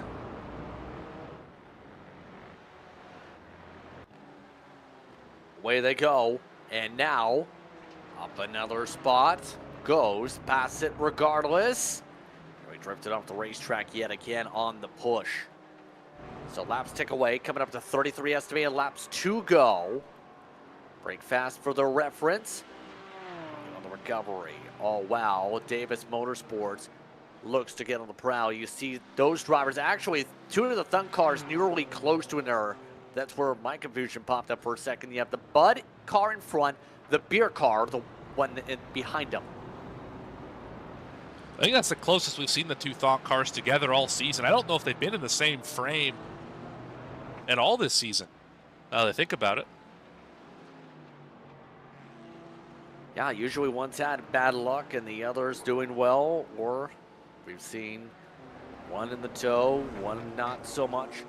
A lot of different things have popped up with them as one of the Rockefeller machines looking to go, working the hurry downs here. That is with North Sports right in front. We haven't talked too much about North Sports yet today. The Almeida Racing Academy sponsored cars trying to maintain their way up to the Speedville Bridge. Now, so far, so good for them. Texas Speed Sim Blue takes it away from Rockefeller Racing Red. We expect this blue machine, who is the best on fuel in class, to take a podium away, and they are bad fast in that BMW.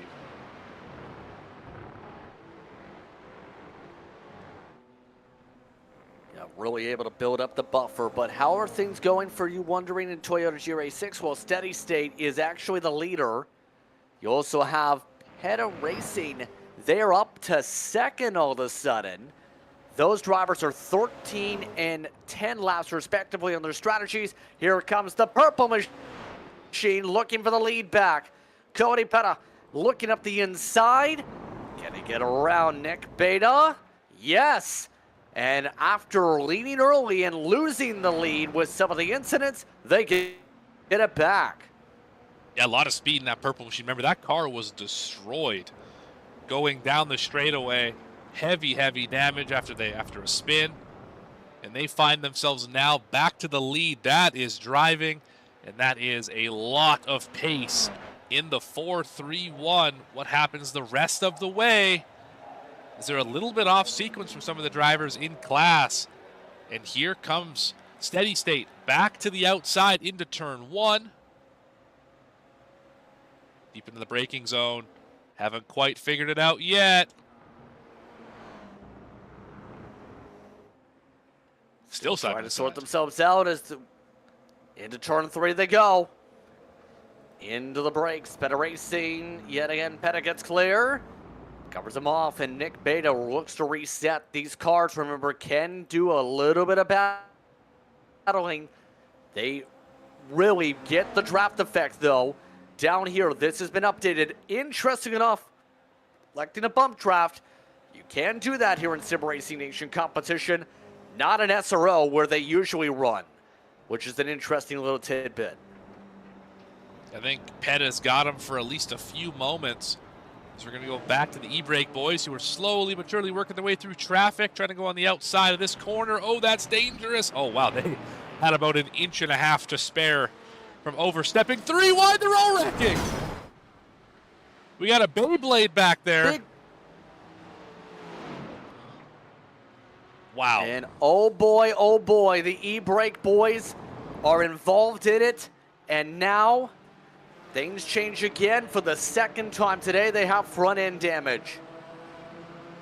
Yeah, it's more than front end damage. The entire side of that car has issues.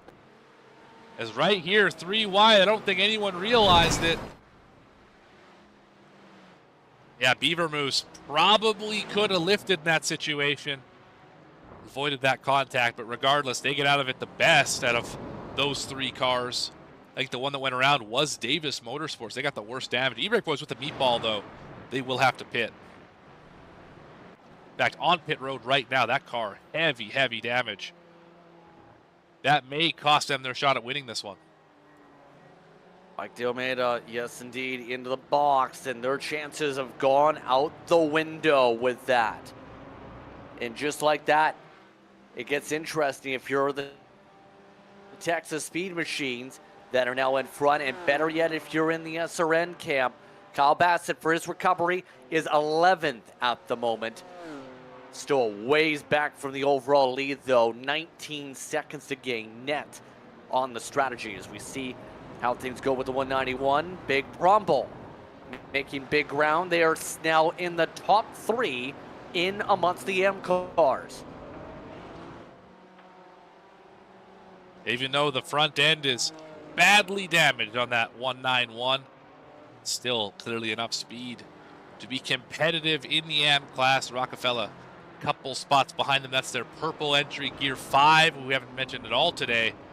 Big V-Speed sticker on the back. Thank you to them. They are currently running 15th, but 5th in class. Of course, leader in class is still Eclipse Racing Esports Solar. WIP Racing, they are closing in on their Mustang brethren. Texas Speed Sim White. Remember, they were very aggressive in the early going off the restart. Shank all race long and all season long has looked extremely competitive in his reddish and yellow car. But right now, last time by, it was in the 216s for Shank, 217s for Thomas. So let's see if there's any change. Well, it's near dead even this time. The average right now actually is in Thomas's hands right now by a couple tenths. They're pretty close on pace, but the advantage still is going Texas Speed. And oh, by the way, Matt Best is the fastest car on the racetrack by a near full second to them, 3 seconds back of this. Yeah, Texas Speed Sim has found some speed. So has SRN Esports Black. We might have a 4-car battle for the lead here in just a few moments as the gap starting to separate. Cream starting to rise to the top, as they say. With just over 1 hour to go here from Road America. It's kind of the time where you have to go, and remember, for these drivers, we're coming up to a stint for the top 2 for pit stops. There's a look at the 4th-place car that is second in their strategy. Julian Swanson, again, impressive. SRN Esports, I know we're celebrating some good speed, by the way, in the Daytona 24 over the break between the races. In fact, I believe they won their split as an organization. Gold did, yeah, SRN Gold. was able to get their win.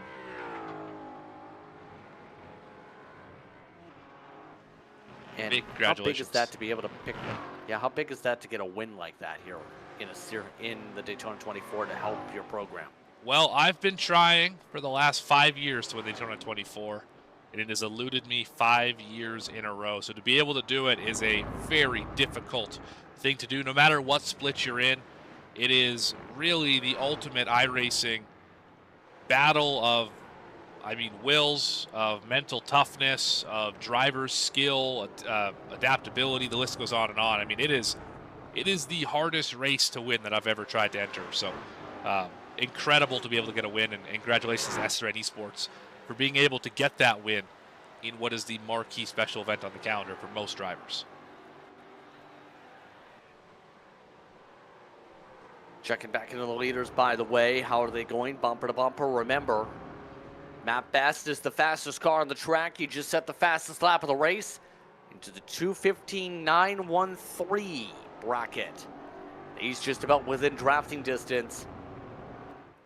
Is there any team communication, you think, between the 1 or in the 46, or is it just focused on yourself knowing you're having to block this 88? I think focus, because I think the 46 is naturally slowing down the 88 being pressured like this. I doubt there'd be any team communications. And I think pretty soon we'll see those Texas speed cars team up just naturally on the racetrack and see if they can get around the WIP car.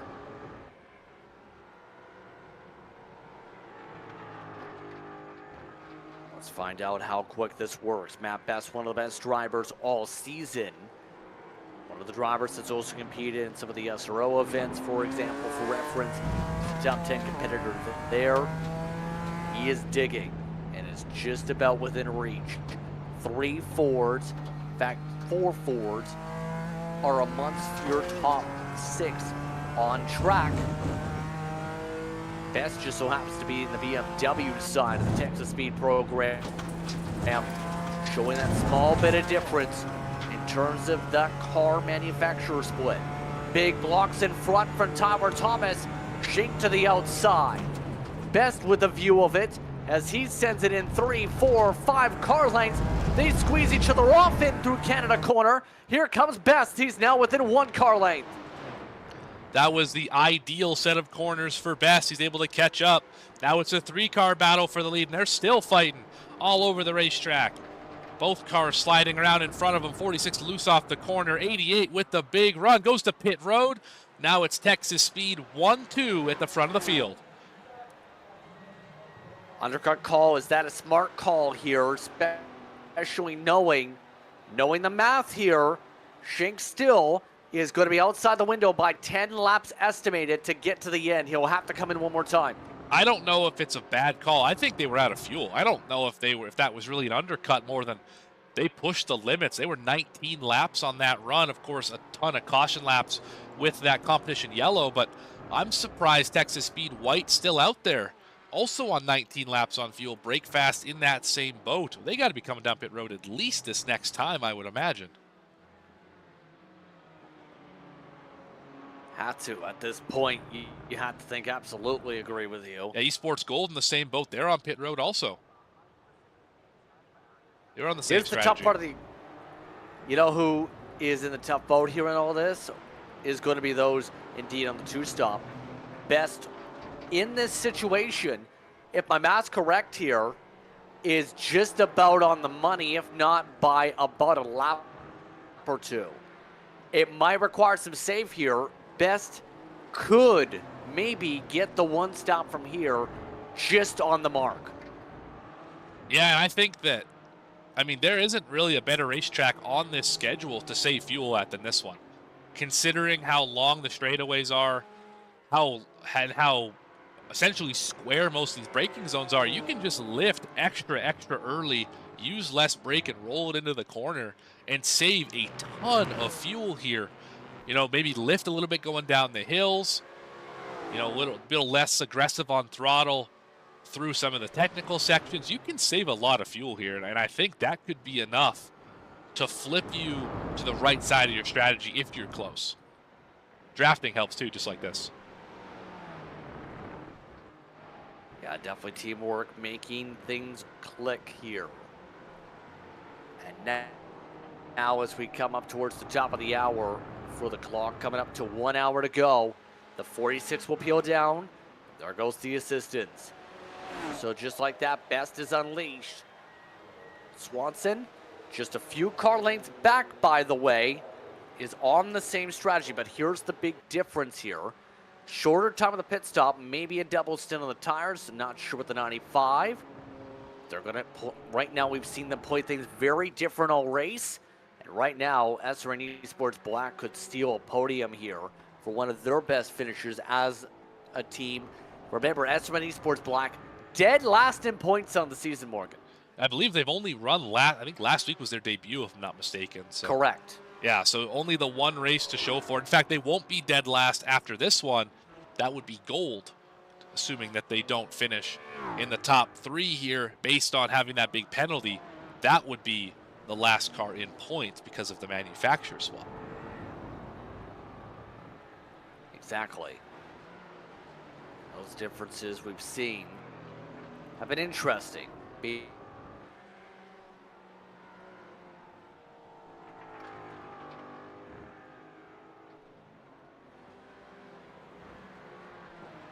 Have a look at Beaver Moose here, chasing down Thonk Beer. This is for 6th and 7th position. A solid run so far for Beaver Moose. 7th overall, 6th in the pro class. Eclipse Racing Esports Solar still hanging out in 4th position. They are leading in the AM class. Big Tromble in 2nd, Gear 5 in 3rd. Moose Project in the 4th spot. Breakfast in 5th after just getting off of pit road. The sequences are going to be interesting here with just over 1 hour remaining, JP. We're getting down to seeing if these strategies are going to work or not. And I mean, they're all over the place as we've seen every week.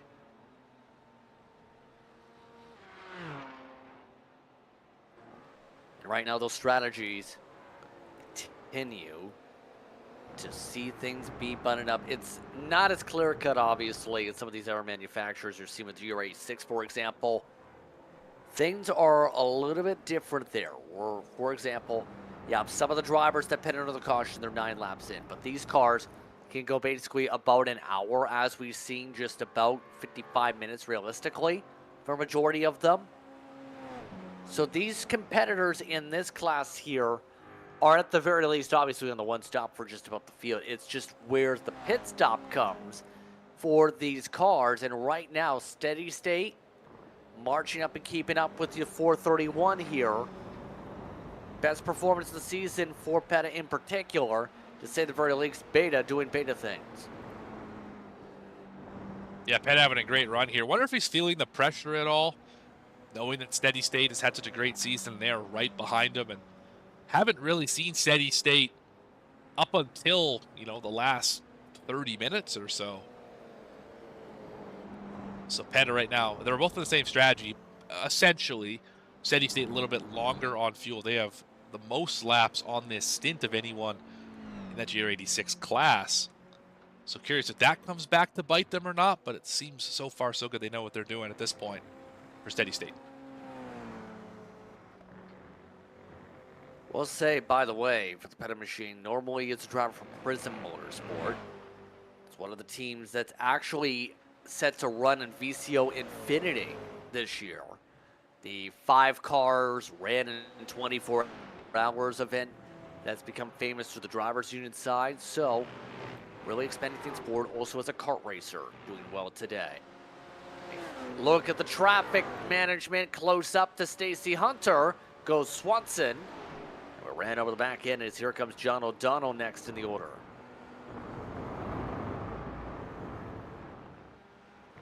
This is the point of the race, I think, where drivers are getting frustrated. You know, where you are in the race right now. Strategy may be working out, maybe not working out. Traffic, anything that gets in your way, you're going to be just furious about at this point. Because if it costs you time here, you have far less time to make it up. You know, hour and 40 minutes off the clock already. Every moment starting to matter here. as Alpha Trout Challenge chasing down Thonk Beer. That is for 7th position. And Rockefeller Racing red on pit road. They're up at the front of the field, actually, for their stop. They are on the mark, 18 laps. Going to be a 2-stop regardless for John Kroom here. So this isn't a surprise, but the Rockefeller machines, like we've seen for Alpha Trout, both of those teams referred to have had horrific days, to say the least, and now we're finishing out pretty strong. That's what you have to do in endurance races, is you just have to persevere, right? Things aren't going to always go your way. You're going to make mistakes. You're going to slide off the racetrack, caught someone else's mess, and you just have to take what you get and continue to push forward and march forward. We've seen the same thing with SRN Esports Gold. Of course, they sailed it off the racetrack in turn 1 2 different times in this race, initial start, and then the restart, of course, helped the first time, unassisted the second time. They're currently in 16th, just trying to be able to catch back up and salvage what was a great day in the BMW. It's turned a bit sour later in the race. Alpha Trout got around Thonk Beer. Yes, indeed they have. By the way, for those curious why is there clouds, well, first, weather happens. But I was just going to say that, JP. But second, rain is not in the forecast. These are not rain clouds. This is just the clouds that provide shade at this moment. Wouldn't it be nice if the Wisconsin weather decided that it was just going to be a torrential downpour right now, completely throw strategy out the window? You got to come down and pit for four tires with rain grooves in them and try and survive to the end. Wouldn't that just be a nice shake-up at the end of this one? I mean, here's the thing when it comes to Wisconsin. I've learned this when I went down there and heard this from the PA announcer side there, who I believe is actually in the sim race community also. Name slipping me. Was about to say, the rain built, the clouds really form off the lakes around here in Wisconsin to provide strong storms in this area. So I don't know if iRacing models it in that way, but it is an area where in real life, if it rains, it can pour pretty hard here, to say the least, in buckets. Yeah, I would definitely expect that.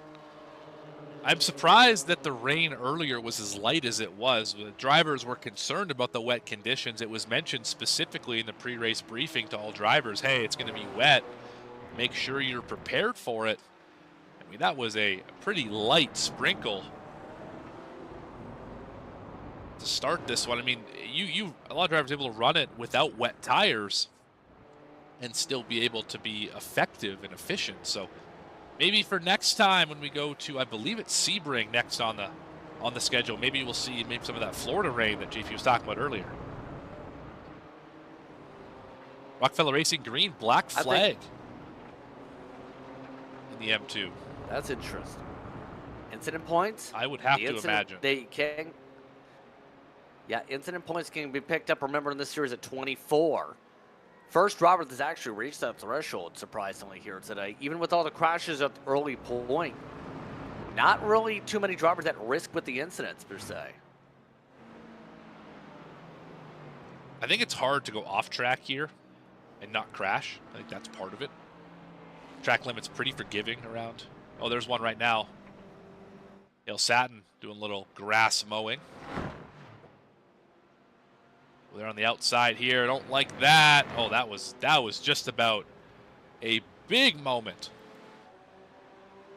It's a little further back. Smooth Operators in tow of middle of the pack Endurance. And Los Locos also in touch.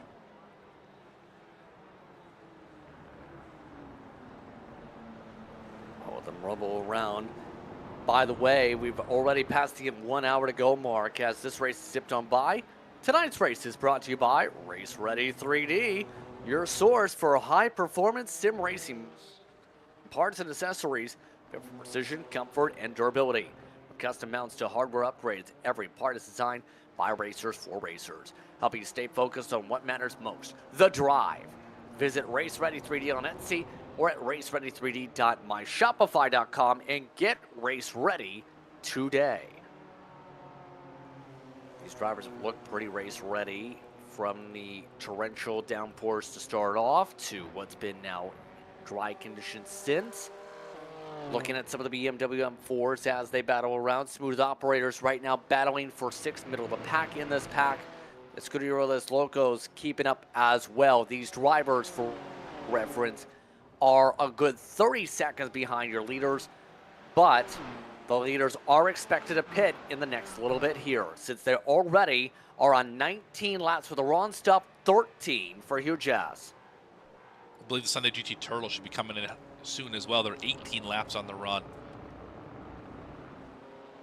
Not this time, maybe next time by, we'll see them on pit road somewhere in that region. Catching it back up with Break Fast as they're working with SRN Esports Gold here. This is back for 15th and 16th position. Oh, off track for White. Texas Speed Sim White, who just hit pit road. They are falling back a little bit.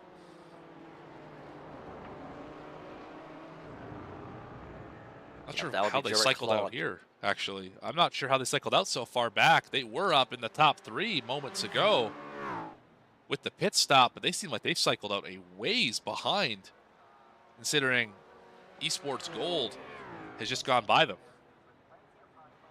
They did just lose 3-4 seconds last time by. They also made a driver change here. How much does that factor into it? Hold on one moment on that thought. Oh, man, we are Preston blocking Lee. like it's the last lap, and this is for the win. Oh, my goodness. We might have something here, folks. That could have got ugly pretty quickly. Well, it hasn't gotten pretty yet. They're still all over each other. Preston Lee, patience wearing thin. We know he's an aggressive driver, and he's showing it right here. Now through the carousel, can he get the power down on the exit of this one? Taking that tighter line. Breakfast tries to do a bit of more of a diamond to it. I think we'll see it here. Out of the kink. Move made. Can't block this one. Oh, he can block it. Still blocking it. Still trying to hold him back. Oh, they missed the braking.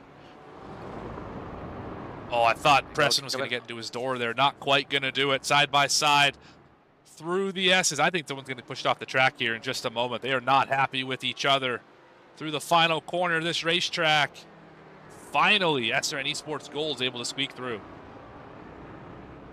Squeak on by, get it done, make the move, and Lee gets himself ahead. But now, Jared Claude tries to regain his footing as a result here too. And all these drivers battling well down behind your overall leaders by 1:30. No send back from Danielewski. They'll run their way through turn 1 and settle on in and rest. Checking on in on the stint lanes, by the way, we're talking about 21 estimated laps to go for those keeping track right now. Those drivers that are in the field game are going to be close still.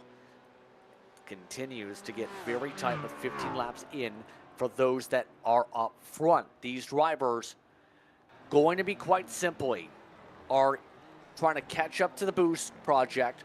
We're in the 2:19s at the moment. After that point, for some of these drivers in this group, it's going to be tough sledding here to gain up to another spot here, Morgan, just because those drivers are equal to these battles going on. I expect there will be a large swath of cars here in the not-too-distant future, all the way from Texas Speed Sim Blue in first, back to 9th in Gear 5, all about on the same strategy. Everyone behind them, essentially a different strategy, Boost Project being the one exception, maybe Weenie Hut as well, but really two distinct strategies. One's going to win out, and one is going to be left holding the bag, so to speak, and I really don't know at this point which one it's going to be, JP. It's just going to really depend on who's the best team mathematician, so to speak. Did see one of the Rockefeller Racing M2s come in, by the way, so that window has started to open up in recent laps. As we take a look at the GR86, as you see them right now, still scooting along. About 20 and 23 laps respectively, now in their stints, in fact, here. They can make it to the end here, so that's not the play. What is the play is, what's going to happen once you see one of these drivers come on in? It's likely going to be steady state, that it will hope for some clean traffic here, Morgan, for the pit stop after their exit. Yeah, if you're 4-3-1 Petty, you keep this thing out as long as you can, as long as you have clean air in front of you and you're leading the group. As soon as you fall back, if you fall back, you hit pit road. Because you do not want to be the car following. The dirty air is going to make your lap time slower, make the tires hotter. It's all about traffic management here for when these 86s make their pit stop. They're still going at it for 15th here.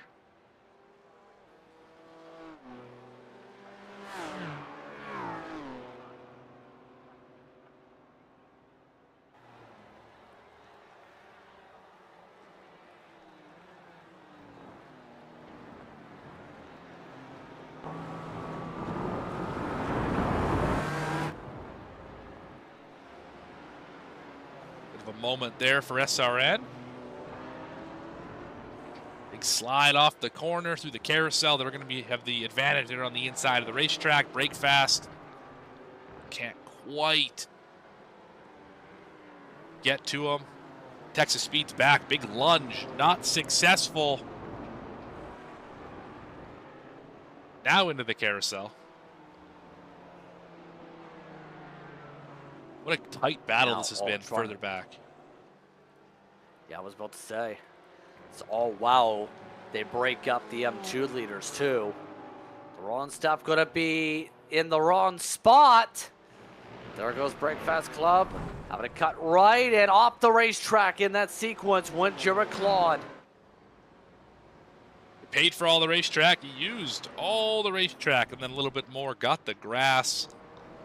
No harm, no foul. Just lost an incident or just gained an incident point, but I think that's really the only harm of that move. For the backsmooth operators, still on the back bumper of middle of the pack endurance racing.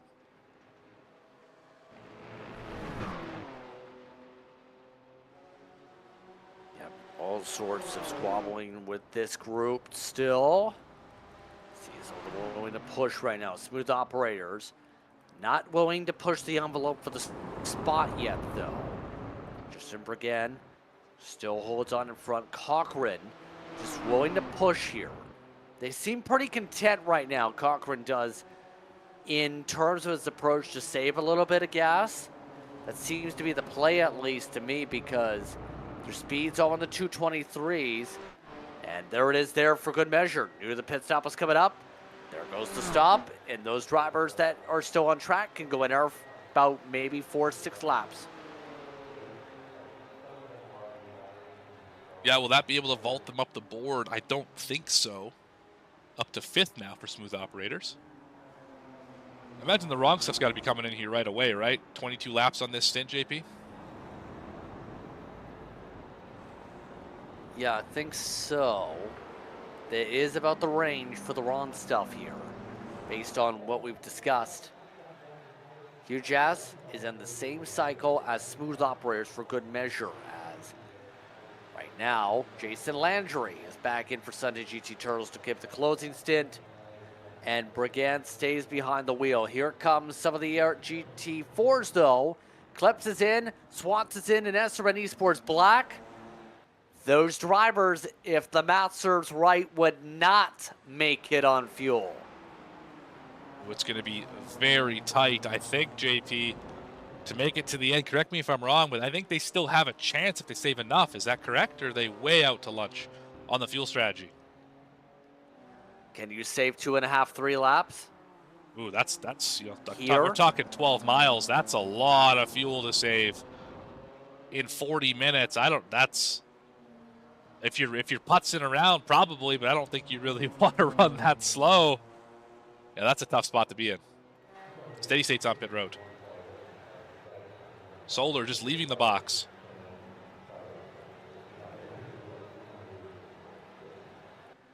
Yep, there they go for their stop sequence.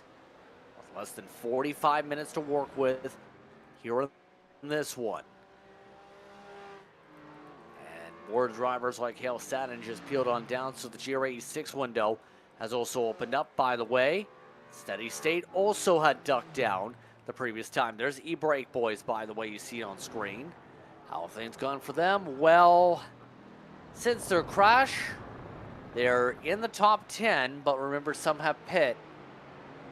It's looking okay-ish, but they're a minute behind because of their incident. Well, the good news is that they have 5 laps less, so 5 laps more of fuel in the tank, I should say, than every driver in front of them, save for Esports Black, who just pit. So they should be able to make it on one stop. The bad news is I don't know if they're going to be able to make it up on the racetrack, as Texas Speed Sim Racing Blue, the leader overall, is on pit road.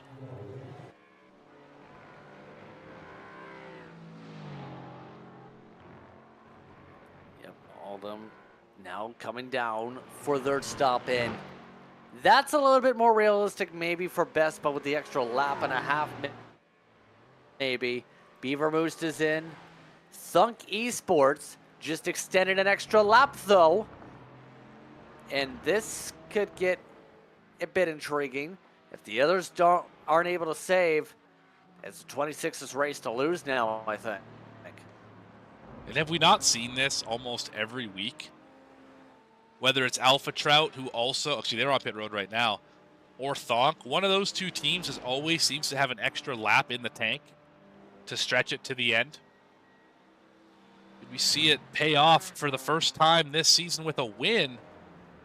Thonk may just be in the catbird seat.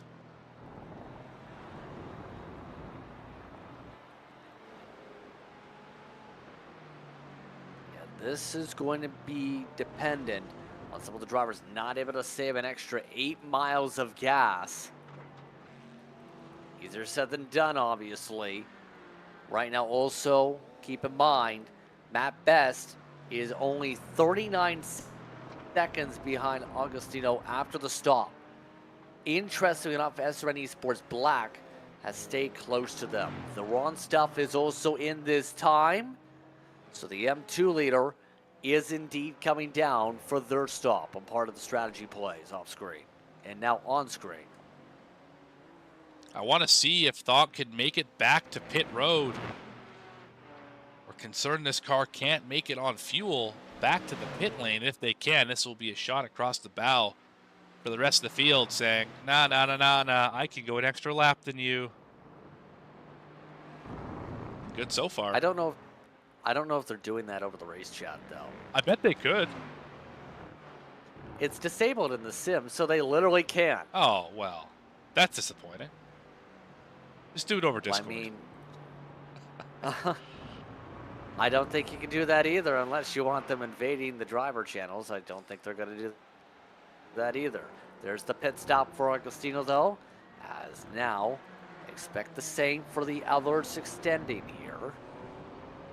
Beaver Moose, by the way, right now in line for top 10. Interesting enough, Weenie Hut still in the race in 14th, just behind him. And they no longer have wet tires, so that is good. They're finally on the strategy of the dry tires after that crash in the second to last corner. Weenie Hut, the next driver to pit, I would imagine. 17 laps on the stint. I'm thinking next time by, probably. We'll see the 96 on the pit lane.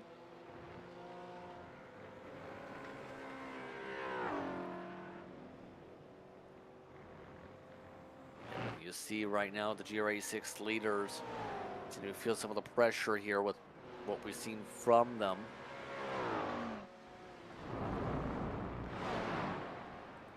Take a look at some of them, in fact, queuing up around the racetrack. Peta getting around some interclass traffic, in fact. That is Caboose Crew that they are battling with now instead, with how things have factored out with the strategy differences. Their pit stop's coming up soon, but Caboose Crew has kind of come out of nowhere, haven't they? They've been well out of this conversation for a while, and now they're in it. Yeah, right about that. And I would imagine Peta Racing, Caboose Crew pitting on the same lap, since they're on the same amount of laps on this stint. Both 24 laps completed on this one. Imagine they'll pit together and just try and race it heads up. Will that be for the win or not? It remains to be seen.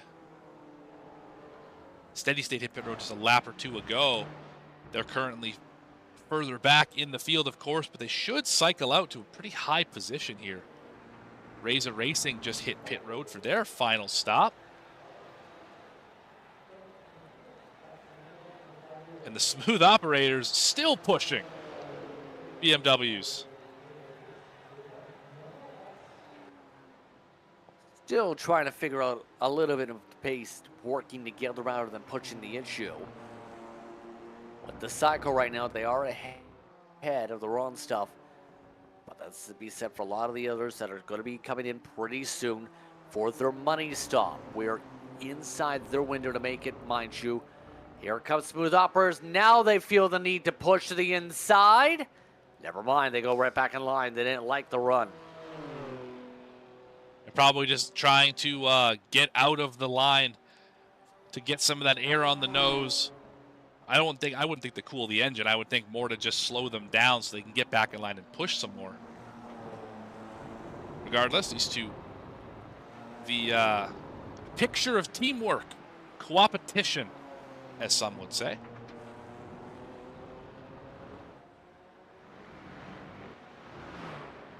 Break fast.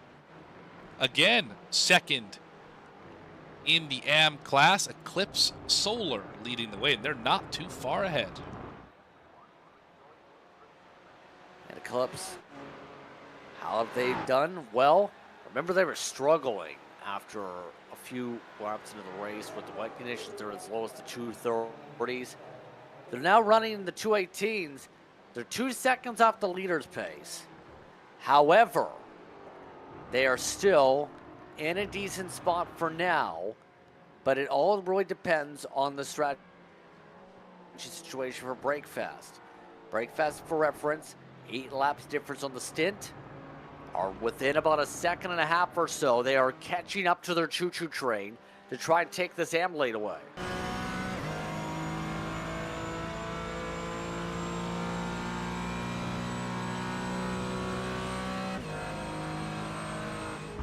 Look at the charge coming up from the onboards here as you see some of the Hornets Nest in front. Right now, Justino is actually right in front of the 127. Beaver Moose is also right behind on some of the choo-choo train effects. Right now, that Porsche has looked pretty nimble today. Yeah, only the one moment that they had, the spin. Other than that, been a pretty good day for Breakfast Racing Club. 7th, so they just passed Thonk Bud. Battles on for the win in the AM class.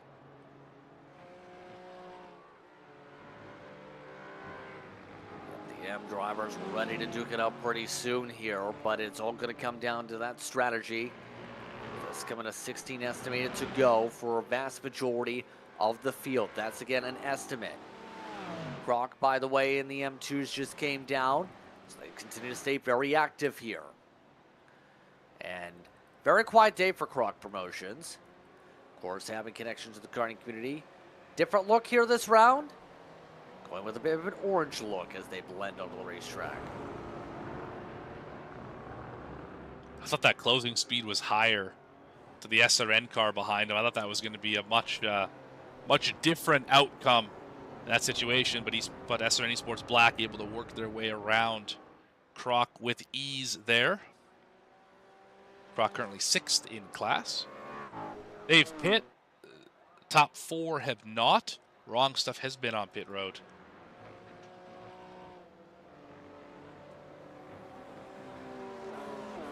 This is the David Mitchell just trying to survive, you were saying? Closest battle on the racetrack is right here between all classes. A couple 86s. This one happens to be for the lead still. Peta and Caboose Crew. Not this time by. Soon, I imagine they'll hit pit road, and that will be their final stop of the day. And then it gets to where, how are things going to play out with the others? Interestingly enough, there is a big thing to mention for those pit stops. Somehow, Team BRZ only took a 12-second stop, Morgan. They're ahead at steady state, but can they make it to the end? Yeah, that's going to be tight. If they can, what a terrific call. The gap back to steady state, I believe, about 5 seconds. There's the gap on the racetrack. As a few of the M2s have hit pit road, signaling their final stop of the day.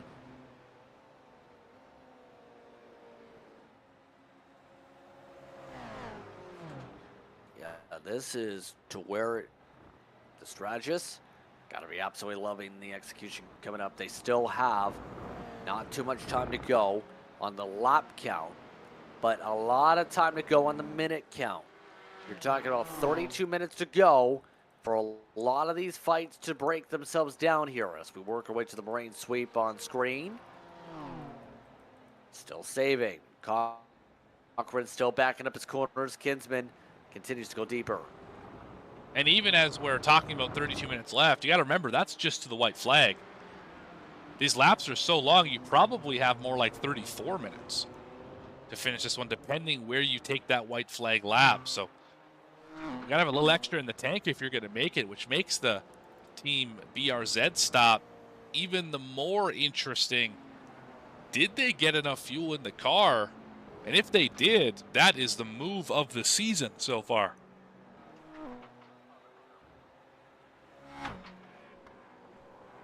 Might have played the game to just go for what the laps need to count and not really put themselves in a spot where they fill it up fully. What was the play? It was coming into a broadcast last night where it was with IndyCar machines, where it became a fuel mileage race. Here's the thing. The leader decided to push the entire time, lap the field, didn't take tires, still won the race in a close battle with someone who pushed behind them after they realized what was happening and tried to keep up the tempo despite being close on their fuel.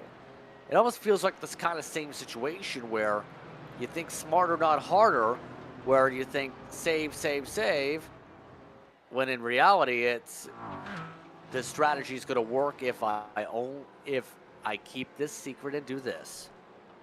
Well, what do they say about strategy? A faster car always helps. That's the best strategy, is having the fastest car on the racetrack, is you can overcome a bad decision for the most part, or you can overcome a close decision just by having speed on the racetrack. So if you've got it today and you know what you're doing around this 4-mile behemoth of a racetrack, you can find yourself in a better position than you would have been otherwise. Even if you pick the right strategy, you can overcome it with just raw pace.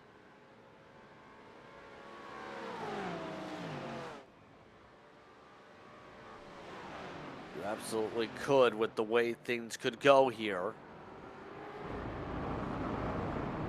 We are just past under 30 minutes to go. Today's action is also brought to you in part by Rookie Racing. Ready to hit the track? The Rookie Racing Rentals program is your starting line. Stop dreaming and start driving. Make it easy for new racers to get behind the wheel. To book your rental, contact our team. The details are in the description below this broadcast. Look at the blocking going on for the YAM lead right now to the middle of the racetrack up the Road America straight. Brake fast.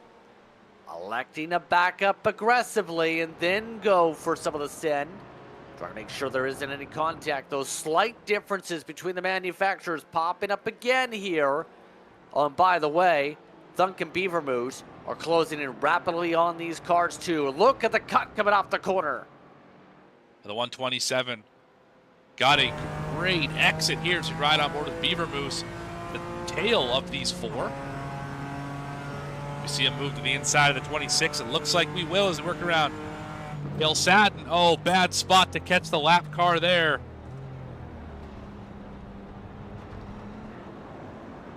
Sometimes that's just the way it works out, isn't it? Yes, it absolutely is and does.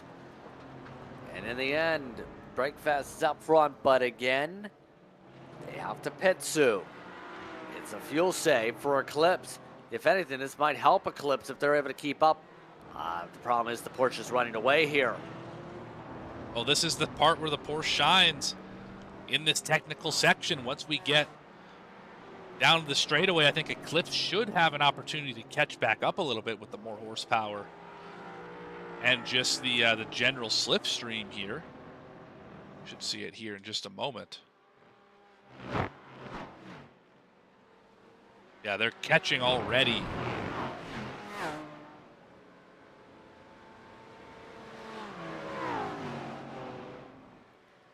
Yeah, right now just trying to hold on to be able to have a chance here. And right now, save is on as we take a look up front. Save is on too if you're Swanson. At this point, have to let best drag you around the racetrack. Remember the 1 lap difference right now, the 95. Trying to keep on the toe. They aren't as close as they need to be here, Morgan, to really maximize on the draft for the save. Yeah, they're getting there. They're still probably a lap or so away of getting to that point where they can really start being able to pull off the throttle down the straightaway to help them. But any draft is going to help you save fuel. You're just not in an optimal spot just yet. You can still roll it into the corner, catch right up to the back bumper of the 1 car, and then throttle up a little bit later, have the draft pull you back up. That would help you save some fuel as well. So far, just right in the hip pocket.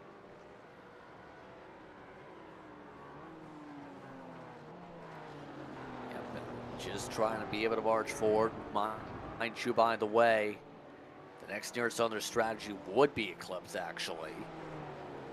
That difference, 35 seconds still for the net difference on circuit. Looking at some of the errors again to Eclipse's pack for reference.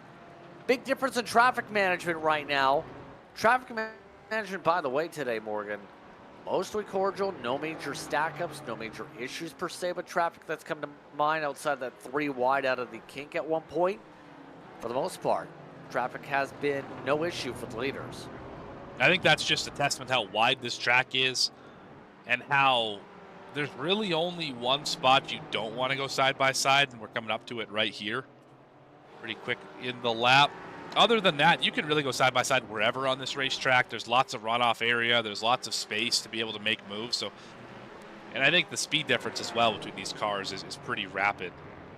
I think that's the difference that we're seeing here. Is SRN Esports Gold still fighting in their BMW. They're up to 4th. They are 2nd on their strategy, 10 seconds back at WIP Racing, who is now on pit road for what should be their final stop of the day. Esports Black has gotten on Texas Speed Blue also. Well, that's interesting. Change for the lead. Do you want to lead at this point knowing the mileage, though? Or what's the play here if you're Swanson?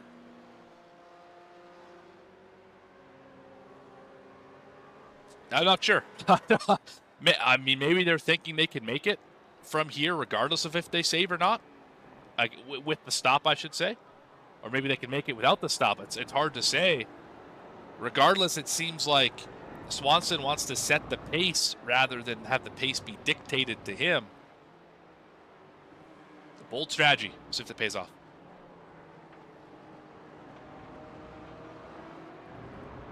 Well, this is wow. Eclipse had a big bobble, by the way. That's why they just lost a ton of ground here. Right now, Melling getting a push from Augustino. They're trying as hard as they might to keep up with Beaver Moose. Beaver Moose just drove by them at rapid speed in the past couple laps here to pass by both of them. Look up front, though. Scooter versus Locos having some issues with Smooth Operators with the traffic now. I think Smooth Operators is just content to push at this point in time. They have yet to make that move, but those 2 cars a lot harder to pass than one.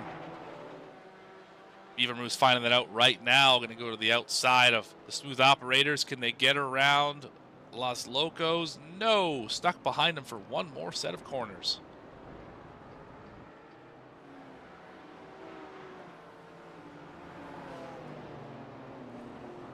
All them continues the outer groove here. Virginia Ridge River Racing with the black flag, I should mention. Incident point limit being reached by the 289.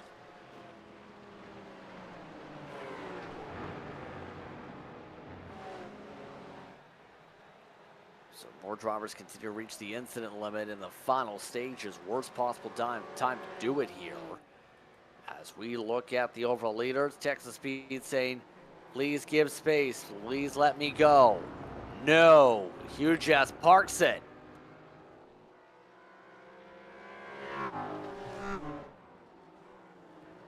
And here's the interesting thing.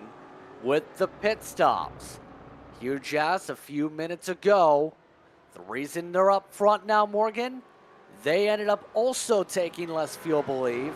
How about now 9 seconds difference to run stuff, and that has them in the lead by a big margin. Yeah, 27 seconds on the stop, and that number seems a lot more reasonable than that 11 seconds we saw earlier in a different class. I think they're going to be okay here. Oh, Texas Speed Sim white with the black flag. Incident penalty as well. Again, one of the top teams. Yeah, one of the top teams gets the penalty, and that's going to completely cost them a chance at any solid finish with their strategy. Also seen a pit stop. Very tough timing, to say the least, for that black flag. As you see the Texas Speed Machine, the team's one hope, as SRN Esports Black continues to build the distance here. Slowly but surely, they are working away. The other strategy, they've made their pit stops. WIP Racing on pit road last lap. SRN Esports Gold also on pit road last lap. Breakfast just made their pit stop. They just exited pit road. Rockefeller Racing Red should be pitting here in the next handful of laps. Other than that, it's about if these drivers can make it to the end for SRN Esports Black, Texas Speed Sim Blue, Beaver Moose, Thonk Esports powered by Bud, Alpha Trout, Thonk Esports powered by Beer, Big Promble, E-Brake Boys, Gear 5, and the Boost Project. Still yet to see if they can make it to the end. How about, who was that team? Big Promble. They were up at the front of the field at one point in time. Things have really gone away from them, as with the E-Brake Boys. Remember, leading at that competition break. Have yet to see the front of the field since. Been mired back in 12th.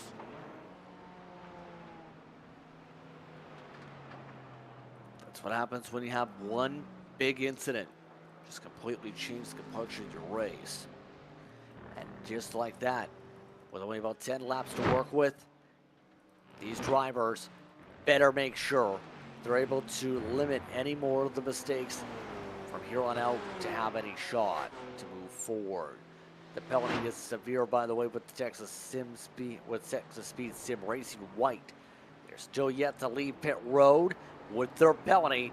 That's how bad that situation is for the 46. The one maintains up in front. Right now, it's near, if not on the money here. Beaver Moose, if this was to go well for their fuel stint, would be in the top 3 on the podium here, but it all depends on how well they save. You watch the roll on the carousel. And remember, Thonk was able to stretch it one extra lap. So if the teams in front of them can't make it, Thonk has a much better chance of making it than they do. Remember, that's 4 miles. They're better off in the tank here. So could they potentially steal a win out of this one? It's a lot of drivers that can absolutely rip this away. It really depends. 20 minutes to still work with. That's the key. And as things tick away, looking across the order, by the way, Caboose Crew is in the net lead with the fuel stints, by the way. They are now in the lead net. Still pit stop coming up for Kirby, but Peterson is in front of the purple machine. The 443 is trying to push hard. You have to wonder if maybe they didn't take quite enough fuel and they had to save a little bit. because their lap times are about half a second off the pace here. Maybe they're trying to lift and coast sort of mentality into some of these corners. We saw smooth operators get off track just a little bit. Texas Speed Sim White is still on pit road. Over 2.5 minutes. Something has gone terribly awry in the 46 camp.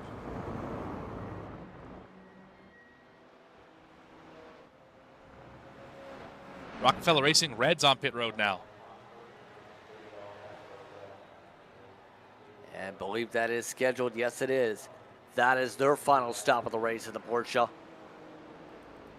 So should expect a shorter fuel stint, or rather fuel stop for them. Looking right now at Big Promo, by the way, on track. You know how wild things have gotten? With even after the pit stop for Eclipse, Big Promo can still potentially come up with the top points after being quiet almost the entire day and having problems early. And that gap weighs 6 seconds. Scratch that, 10 seconds. Big gap to gain with only 17 minutes left.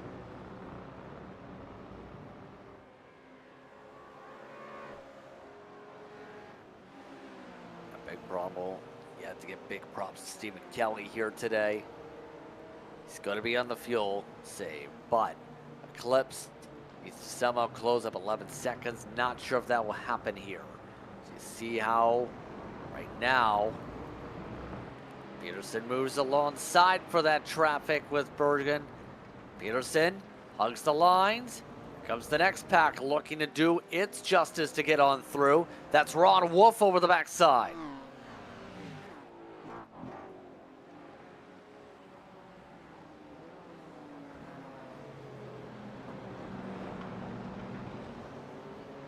Big moment there for the 9.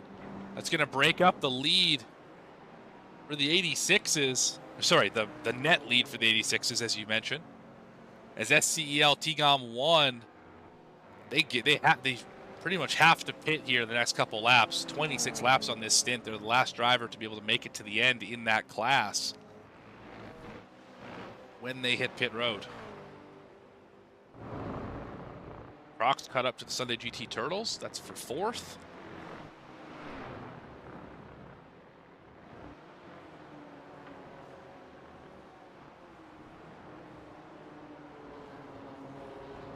What do you think, JP? Do we make it to the end for those GT4s who are trying to stretch this? SRN Esports Black, Texas Speed Sim Blue, Beaver Moose, Thonk Esports Bud, Alpha Trout, etc., etc. Do they make it to the end? Or do they run out? I think right now it's going to be close because it goes back to my memory of the first stint. Some teams only win 16, remember, Morgan. Right. Some win 17. Right. A couple win 18. It's theoretically possible to go the distance to the end here of 18 that they need to make here. So there is a chance. It's a decent chance. It's not out of the realm of possibility. Absolutely. Yeah, I still like where Thonk Esports Bud is the best. Of course, they have 2 laps better than the leader, 1 lap better than all the cars around them on fuel.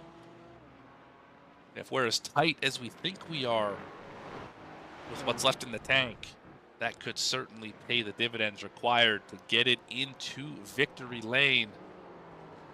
Cromwell just got past, or just trying to pass Thonk here. This is the beer entry, the second of the 2 Thonk cars. Clearly, Cromwell not pleased with what's happening. In fact, they're hemorrhaging time. They lost 3 seconds last time by to Eclipse Racing Solar.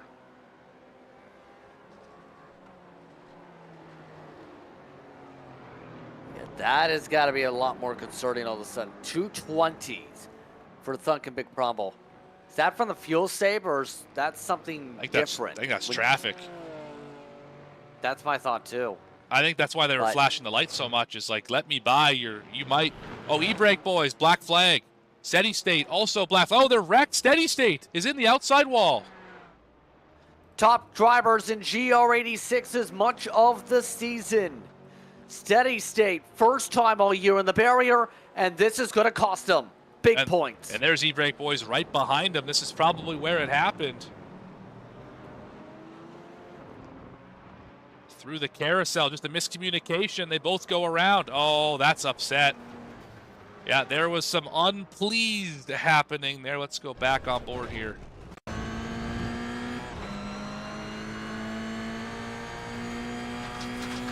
Ride from on the dash.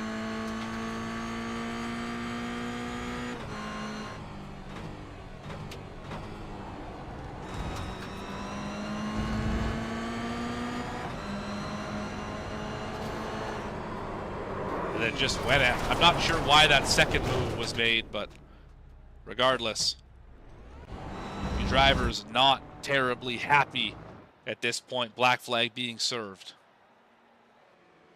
Let's look at the battle for the lead with under 13 minutes left. Yeah, and now continuing to help Matt Best in terms of his fuel economy here in the BMW. And that's got to be the helpful play, knowing the difference on the windows. Having that extra assurance here to save. The question is, when do you pull the pin? When do you press for the late race lead again if you're Matt Best? Well, if you're Matt Best, you should know you have one extra lap of fuel than Swanson. Your teammates got to be telling you that hey, you have, or your team has got to be telling you that you have a little bit more fuel. So you can push a little harder. You can force him to go faster than he wants to go, and potentially push those last two laps a little bit more than you normally would, as long as you can make it yourself. Don't run yourself out of fuel, of course, but if you run out of fuel, then Swanson will for sure run out of fuel, and then it's moot anyway. So it definitely a fine line to be walked right here if you're Best.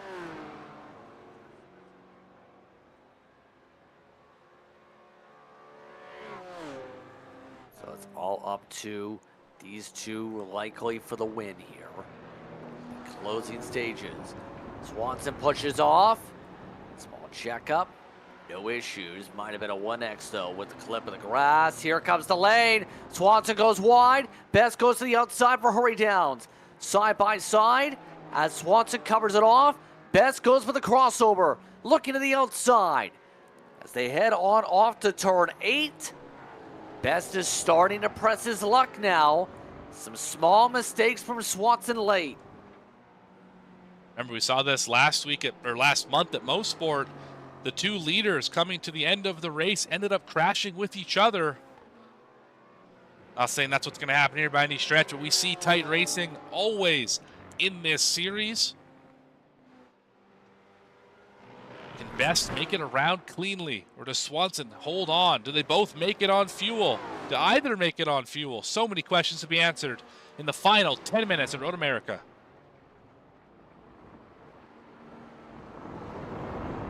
Coming up to 5 estimated laps to go. Some traffic ahead. Razor Racing. Stick to the outside. Gonna be a bit of a tougher spot now for Best to get around. Looks like Best will make the move. No issue though in the end.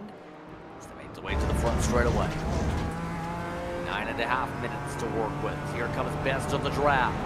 Already defensive from Swanson. Swanson hugs the middle bottom. Best electing to bump draft him as they go up the straightaway. Diving down to turn 1. Both drivers hug the apex a little wider for the Texas Speed Sim machine, trying to get that good exit down into 3. Not quite enough to peek to the inside. It's all going to be about the exit here. And Best is pushing hard right now.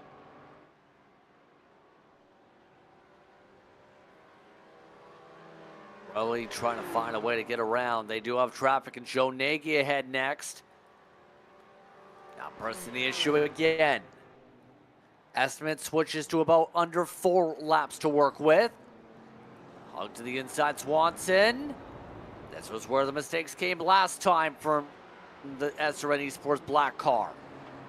This time, Bit of a wiggle in the curves, but not giving up easily. Best remains behind still. The grass a little bit, another penalty. E-brake boys still serving. There's 5 minutes in the box, right to the back bumper, contact made. No harm, no foul there. What a race we're having for the lead. A little bit of a boot, yes indeed. But keeping it stable. DR leads, by the way, for curiosity. Huge Jazz up by 10 seconds. Toyota GRA6, that remains close with Team BRZ up in that race lead. Now, they continue to swap back and forth. Every time we look away, there's a different leader. Yeah, these two, between Team BRZ and Caboose Crew SCEL, only 4/10 apart. They're the closest of the leaders, save for obviously the overall leaders. Either of those two groups could go the other way. We're going to see when we get down to it. We only have a few laps remaining, still highly contested for the lead of this one.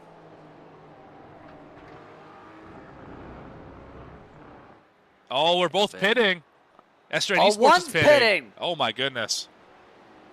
Remember what we just talked about the 1 lap difference? Matt Best just played them. Just quite simply forced them to run the fuel dry. Now the hope is that Best didn't push too hard, or else that could hand it over to Thonk by Bud.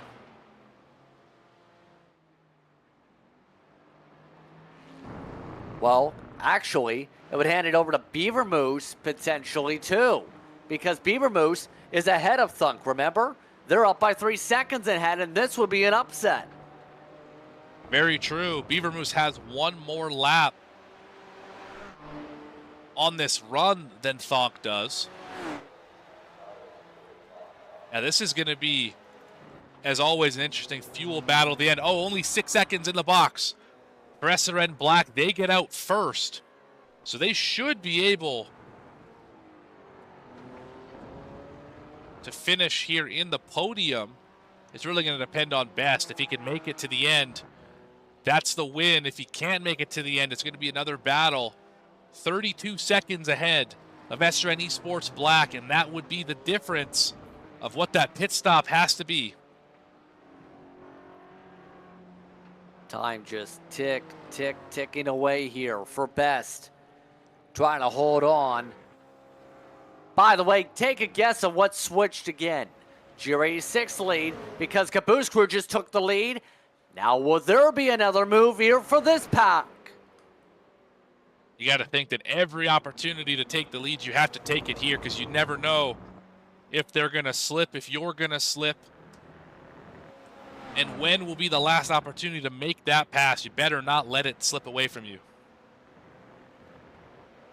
Peterson trying to hold on. Here it comes. Beats it in. Trying to build the run. Up the Road America straight. Up the elevation for the bridge. They'll zoom their way over top the tunnel. Past the small cafe. Along past the flag stand. No poke around for the 443 yet. For the run to turn one, they'll back it up instead. Do they force the issue? Coming up, the Moraine sweep coming up, because we're under 5 minutes to go, and it's an estimated couple laps to go. This is where you have to be mistake-free. You cannot slip a tire. You got to keep it on the racetrack. Try and put down optimal lap times and work through traffic as effectively and efficiently as you can. The time for being patient is over. As you mentioned, we are under 2 laps to go.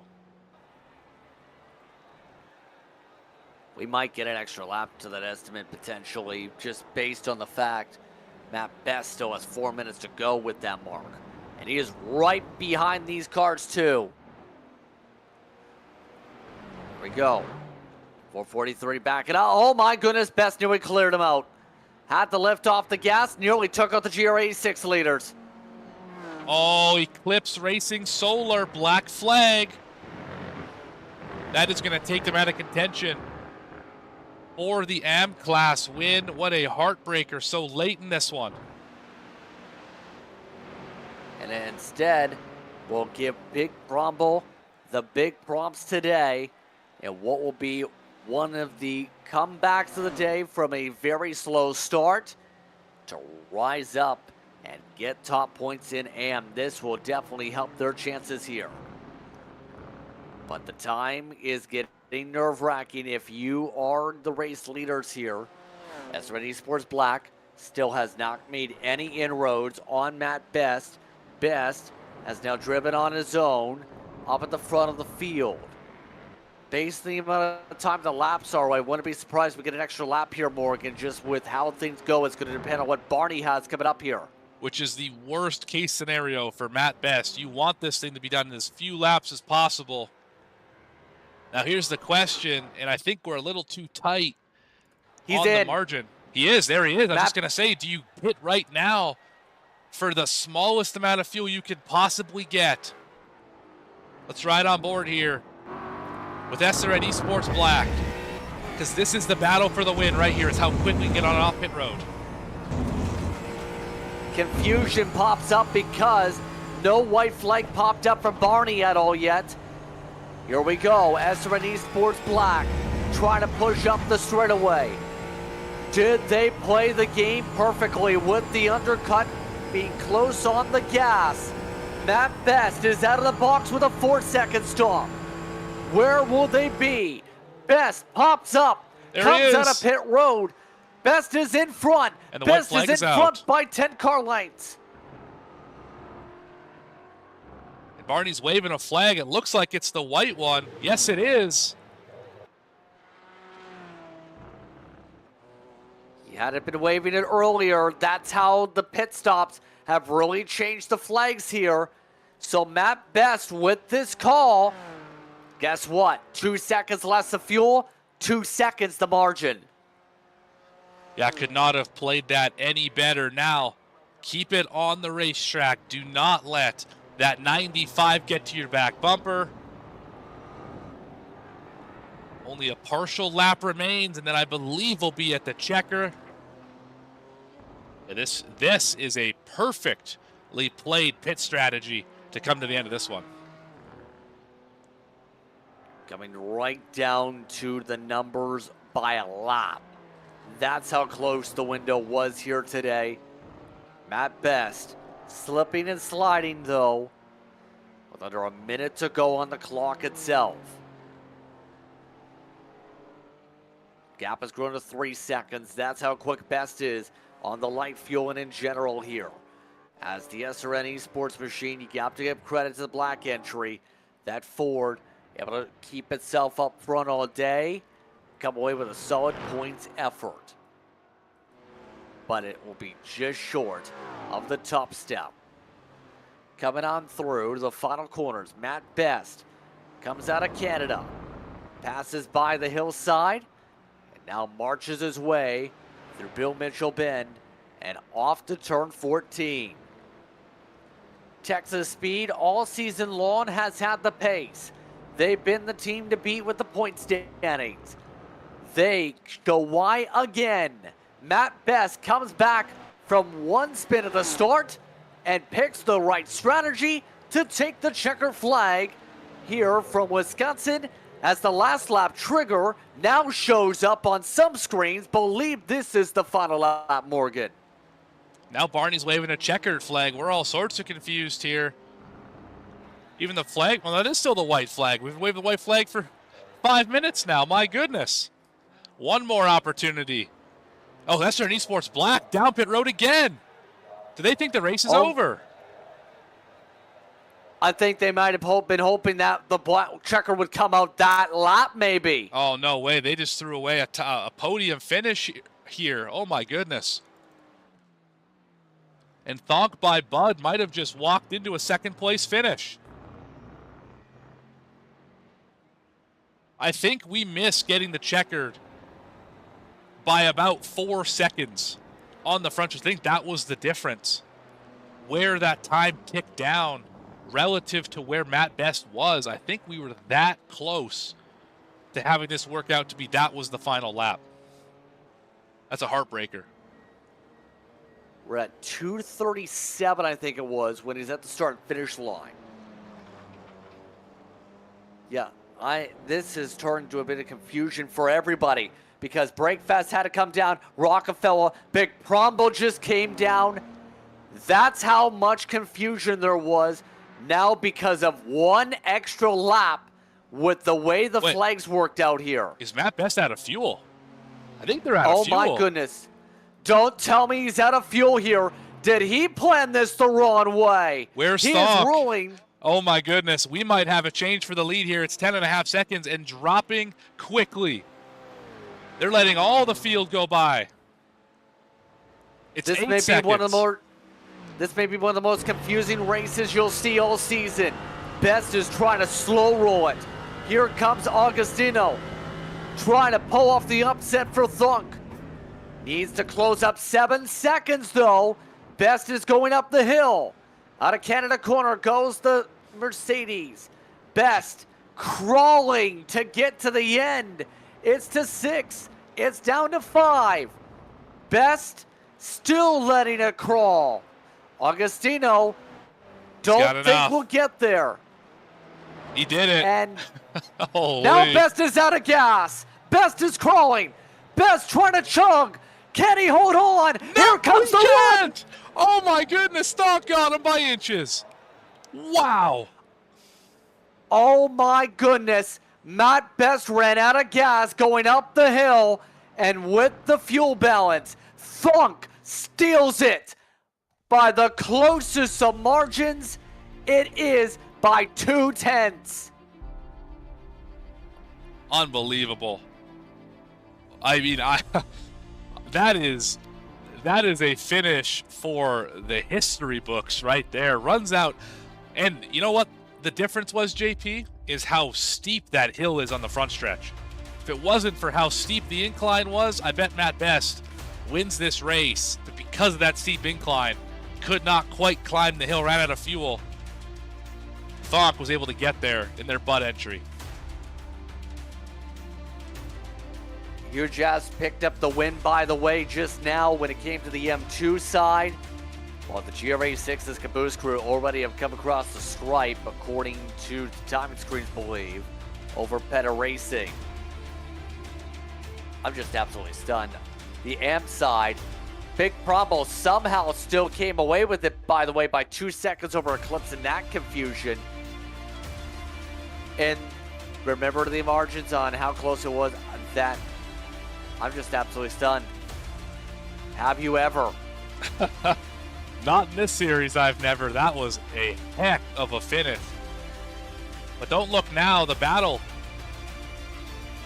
in the GRD6 is not over yet. 2 purple cars trying to fight for the win. Oh, BRZ just got the black flag. Oh my goodness.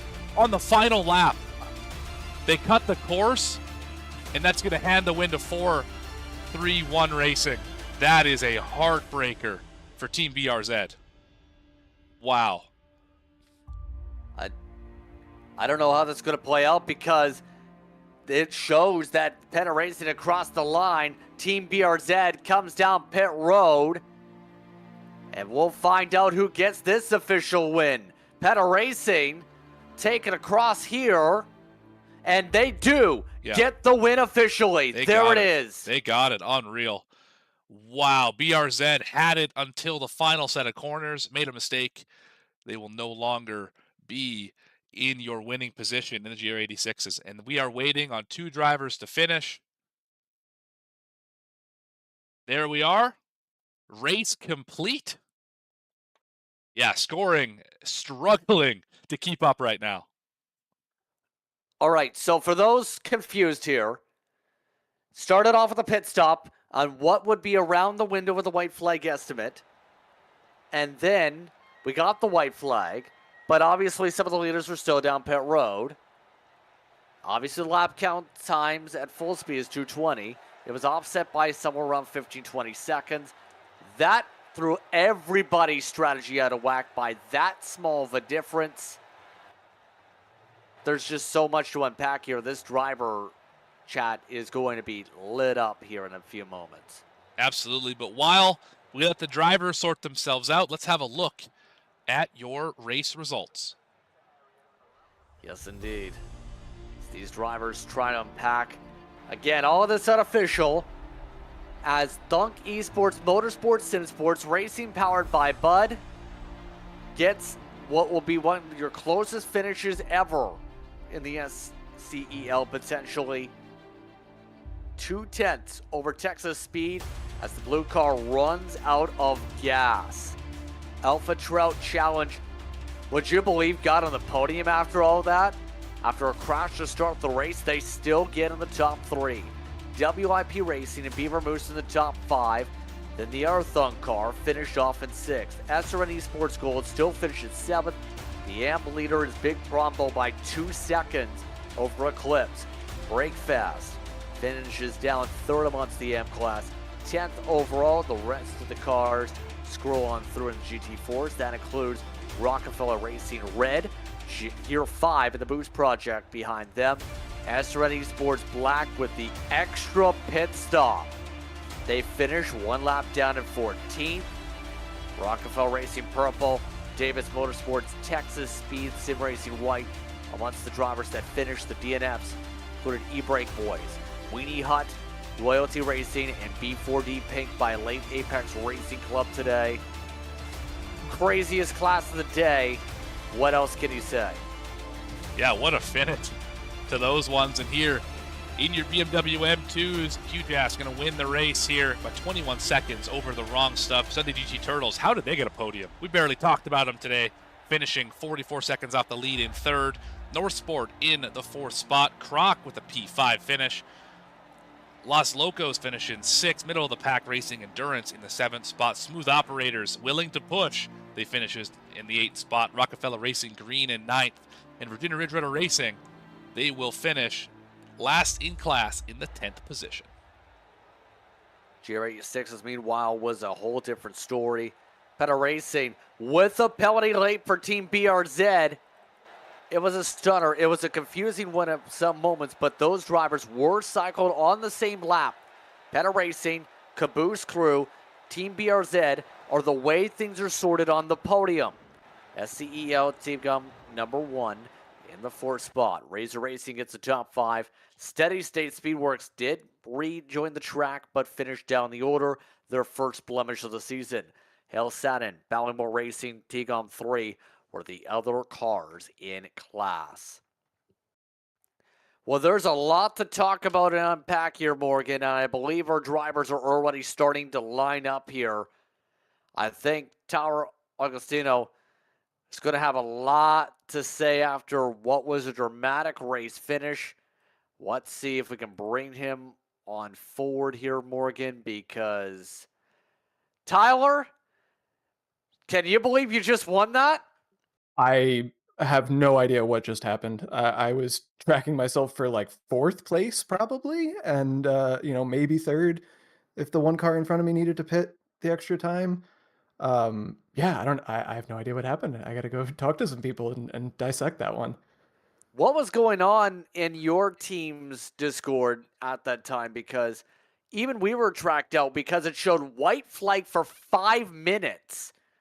What was kind of your team's reaction to all that? I started tracking the whole fuel situation at the caution, and we were talking in the Discord about, at least for the GT4s, it was pretty close to one stop it from the end of the caution if you did a decent amount of saving. And it was right on that border where, some of us were able to do it and others weren't. So yeah, it was just kind of like driving to a number for a really, really long time. And I noticed that the 2 other cars that were, 1st and 2nd right on top of each other were on the same strategy as us. They had pit the same lap at the end of during the caution. But they were going tremendously fast. I didn't think that they were saving, but I knew that they had pulled enough of a gap to be able to pit the extra time and still come out in front of me. So it was definitely a surprise to see, the one of them pit an extra time and then the other one, I guess, not take enough fuel and, just run it out. I don't know if that was an overlay problem or what, but yeah, it worked in my favor. It's worth noting with this run today, you're likely now in the championship conversation. Would you believe that with the amount of memes over the race car that you'd be a championship contender? No, I mean, there's some fast cars in here. And I think every time I connect to the practice sessions, I'm humbled by some of the lap times these guys are able to put out. I think it's just been I've been able to be lucky, stay out of incidents, and just kind of drive my race and use my brain and make up for a little bit of a lack of pace. If I can keep doing that, if we can keep having those opportunities for the last couple of races, hopefully I can keep that together. But otherwise, if the car wasn't a clear message, we're here to have fun. We're just here to have a good time and have some respectful racing and help other people catch the bug that is endurance racing. This is super fun. It's a great league to show up for. Anyone you want to give a shout out to after this one, Tower? Shout out to the other Thonk car and shout out to HJ. It's good to see a huge ass car joining this league as well. Yes, indeed. Congratulations on the run, Tower. Thank you. Tower Agostino gets it done.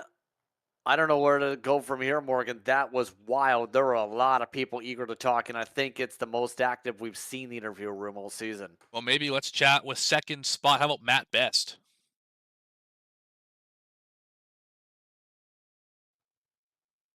Yes, indeed. I believe he's caught up with you, Morgan.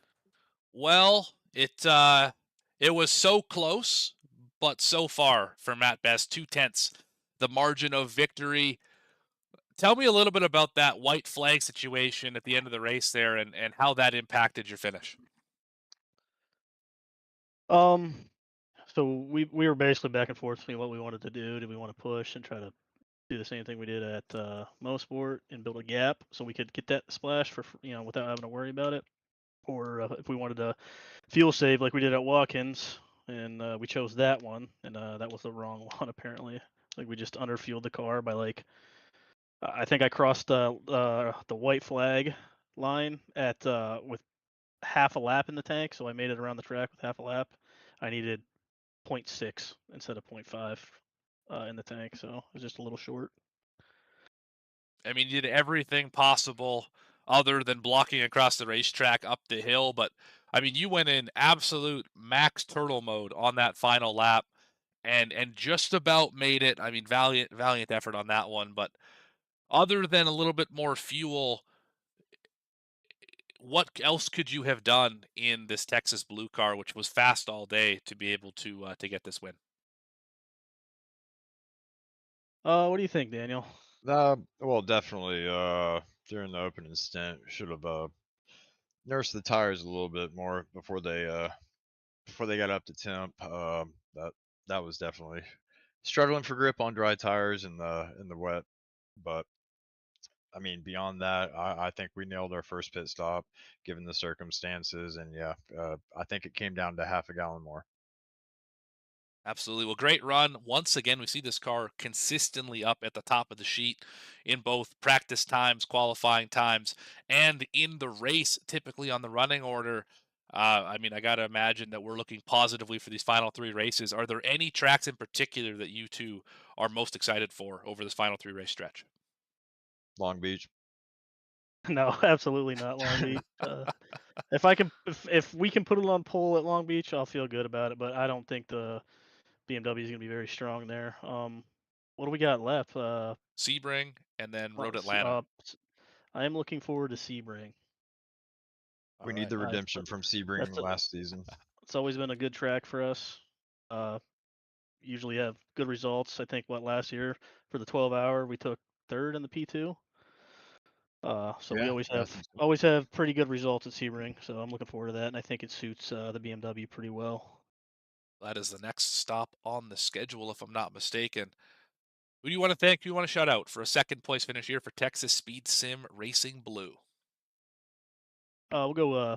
Congrats to Thonk.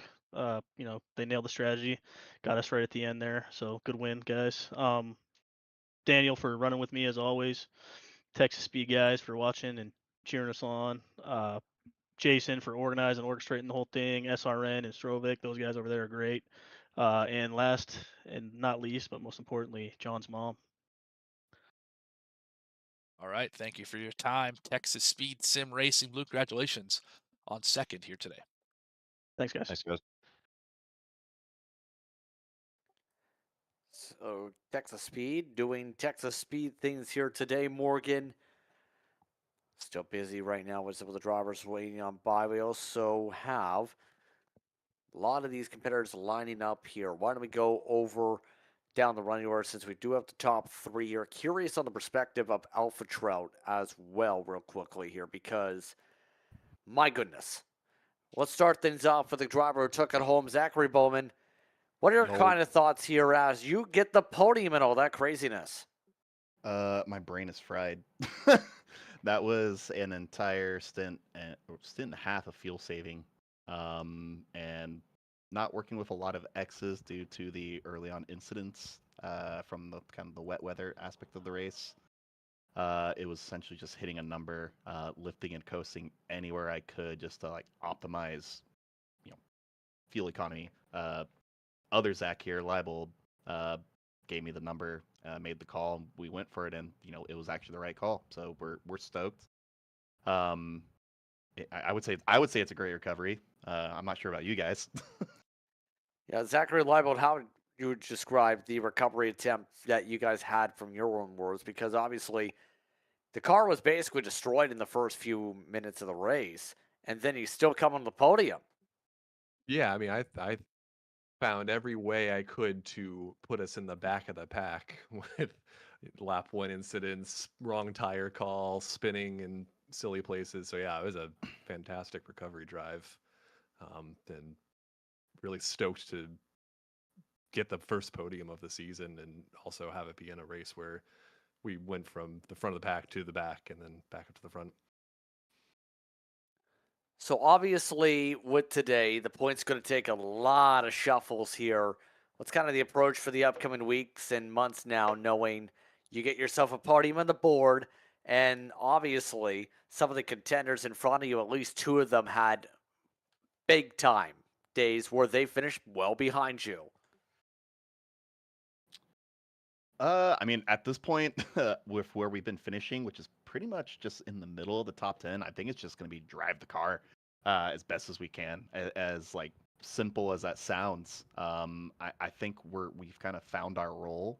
And in the past couple of races, we have been fighting for the top spots. We've just had a little bit of strategy mix-ups, but I think we're learning a little bit. We're starting to kind of pay more attention to what the top guys are doing and maybe copy a little bit of their strategy here and there. But yeah, practice is just getting practice and getting synergy with the other Zach here. Yeah, to add on to that, I think just we've had pretty consistent races where we've generally stayed out of trouble, and yeah, I think we're getting a feel for the strategy and what we need to do to be at the front, even if we're not the fastest car on track, and it kind of worked out for us today. Any shout you'd like to give here today, Zachary Bowman? I'm sorry? Any shout you'd like to give? Oh, yeah. Shout out to the guys at SoCal Supermoto. They've helped me a lot with learning just racecraft, motorcycles and cars, actually. Shout out to the folks at Alpha Touring Challenge. Shout out to Michael Polisek. He's done a lot of coaching with me, and it's helped me get a lot faster in racing. Anything you'd like to add, Zachary Leibold? I guess shout out Limit of Adhesion. It's a good league. You guys should join. It's a fun British league doing touring cars and other stuff. Also, shout out to this nice beer I've been drinking, a Whale's Tail beer in the second half of the race. Okay. Well, those shout-outs were interesting. Congratulations on the podium. V-Speed. Yes, we are on V-Speed, by the way. Anyway. Yes. Congrats, guys. Shout out to V-Speed for a dope broadcast. That's what I like to hear. That's what I was going for. Zachary Thanks, Bowman, guys. Zachary Leibold. Now, as things continue to populate, we do have one of your competitors when it comes to the AM side. Big Prom Bowl, Steve Kelly is with Morgan. Yes. Big Prom Bowl, P8 overall, P1 in the AM class. Tell me about your day, because it was definitely a wild one. Yeah, I honestly don't know how I got here. From literally getting rolled early in the race to almost dying in Gasoline Alley to I don't know what happened in front of us. And then having a fuel save for what felt like 3 hours. I honestly have no clue how I'm anywhere at the top. So let's dive into a specific part of the race. Obviously, the ending of the race, a little bit curious with where the white flag came out. It seemed like Barney was waving his arm for quite a while there. and it really shook up the strategy at the end of the race. You pit just before the white flag and ended up making it across the line with a 4.7-second pit stop. Tell me how that helped your day and helped you get past Eclipse Racing Esports Solar to get the AM victory. Well, I spent like I said, I spent the last 2 stints doing nothing but fuel saving because I could see how tight it was, and I ended up 3 liters short. We needed the race to end just before it, and I think the leader having the pit on that last lap really got a whole bunch of us. So I was kind of done. I had no other choice. I had to go for it, or I was going to fall way behind. Turns out it didn't hurt me as much as I thought. But yeah, no, it was good. I did get a little lucky. Brandon in Eclipse Solar, he unfortunately got pinged for a drive-through, which is the only reason I ended up staying ahead of him there at the end. Sometimes these things just work out for you, but big problem. That is definitely going to help you in the points. You used both the fast repairs today. So you mentioned it was definitely an up and down roller coaster type day. Ended up on a high note, of course. But what are you looking forward to in the next 3 races at Sebring, Long Beach, and Road Atlanta? I'll start with Long Beach. I'm not. It is a track I am not great at. Sebring, I like. It's good. Bring on the bumps. Road Atlanta is just cozy, so I'm looking forward to those. It's surviving Long Beach. But yeah, actually, I'm more disappointed that my clean driver slate is probably being hit here. I think I had more incidents that race than the rest of the season, so I think I'm falling back in the Ironman competition. But otherwise, fun, chaotic race, and looking forward to the next one. Yeah, what were your thoughts on the wet conditions to start? It wasn't as wet maybe as we expected. I don't remember if you started on the wets or on the Yeah, dries, but what were your no, thoughts on that? that was definitely, yeah, that was a challenge. I did start wets because I was being a little careful. It looks like the dries were the tire to start with, and then it transitioned to the wets. So I was starting to catch the lead pack, and that's when I unfortunately got taken out. So I think there was a solid half of that stint where the wets were better. So I don't know that either group really came out ahead with the tires, but it was fun. I enjoy driving in the wet. Feels like driving in the snow, and usually it's an advantage for me as I'm a fairly safe driver. But yeah, I like the strategies. I like that half the field seemed to pick something different, and that's what I like the most: changing conditions and different strats. It's always fun. It was definitely fun up here in the booth as well. And while we got you for P1 in the AM class, who do you want to thank? Who do you want to shout out for what was a great run today? Yeah, I'll just shout out the group of us that hang out and chat together or in voice together. There's a few of us that drive solo. So yeah, Beaver Moose, Eclipse Solar, and Gear 5 all hanging out in the chat, kind of helping each other with a little bit of strat and keeping us sane when there was some chaos in that race. So shout out to those guys. Awesome. Thank you for your time. Steve Kelly of Big Promble. Thank you. Steve Kelly coming with the M side. Here we also have your top driver in a bit of a debut here today for Huge S directly.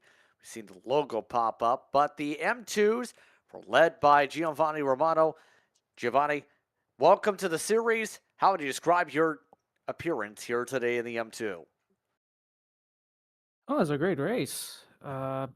Spicy with the rain at the beginning and some split choices on the tires, and then and caution bunched everything up and kind of went racing hard after that with no more can't really make mistakes after the caution. So some tight rate battling in traffic, but I think overall everyone was pretty respectful, which was nice, and had a really good battle the entire race with Michael.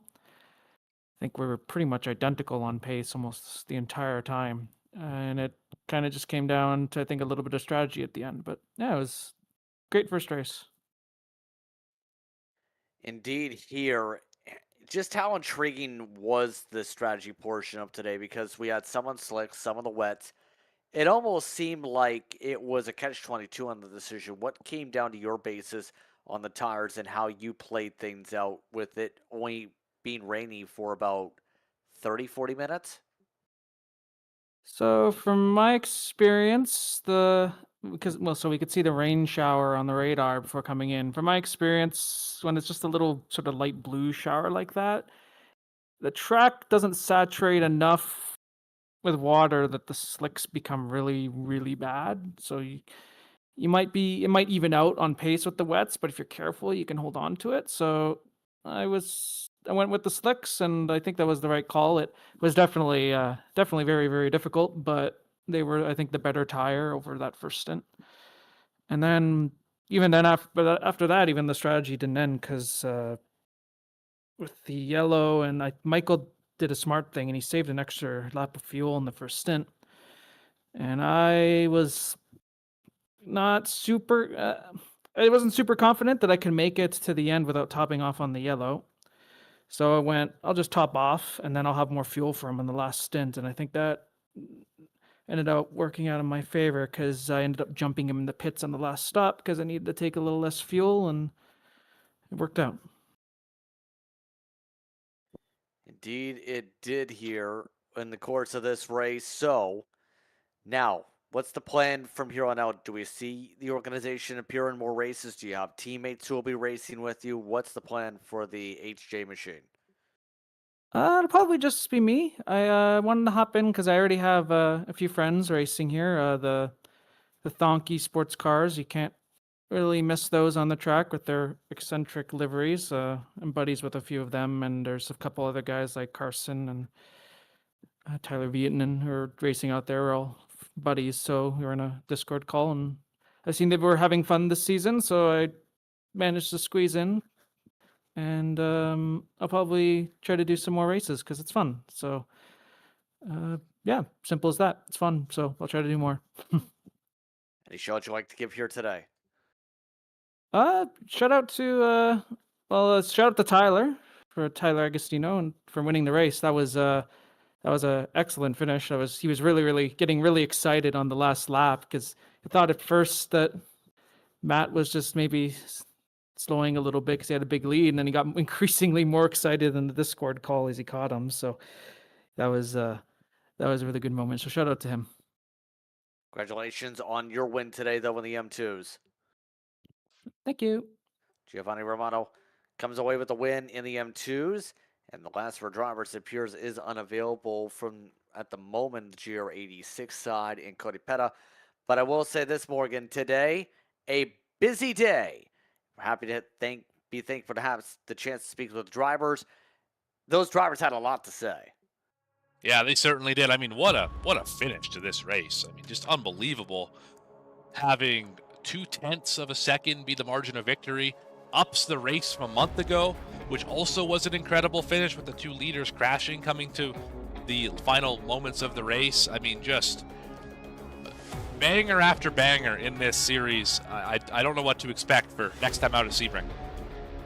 Yes, and that's going to be an interesting one on March the 6th. Be sure to tune in on V-Speed again. Qualifying starts 9:10 p.m. Eastern Time. Coverage by 9:15 p.m. Eastern Time. 2 hours and 40 minutes yet again will be on the clock with Long Beach and Road Atlanta to close out the season on the 10th and May 1st, respectively, a part of that schedule. But on that note, it's just about time to say goodbye for today's coverage. For our camera producer and Dougie Beard, for my colleague at the booth today, Morgan Cook, I'm Justin Prince saying so long. Enjoy the rest of your evening. You've been watching tonight's coverage of the SCEL, brought to you by SimRacingNation.com. We'll see you next time when we go racing once again at Sebring.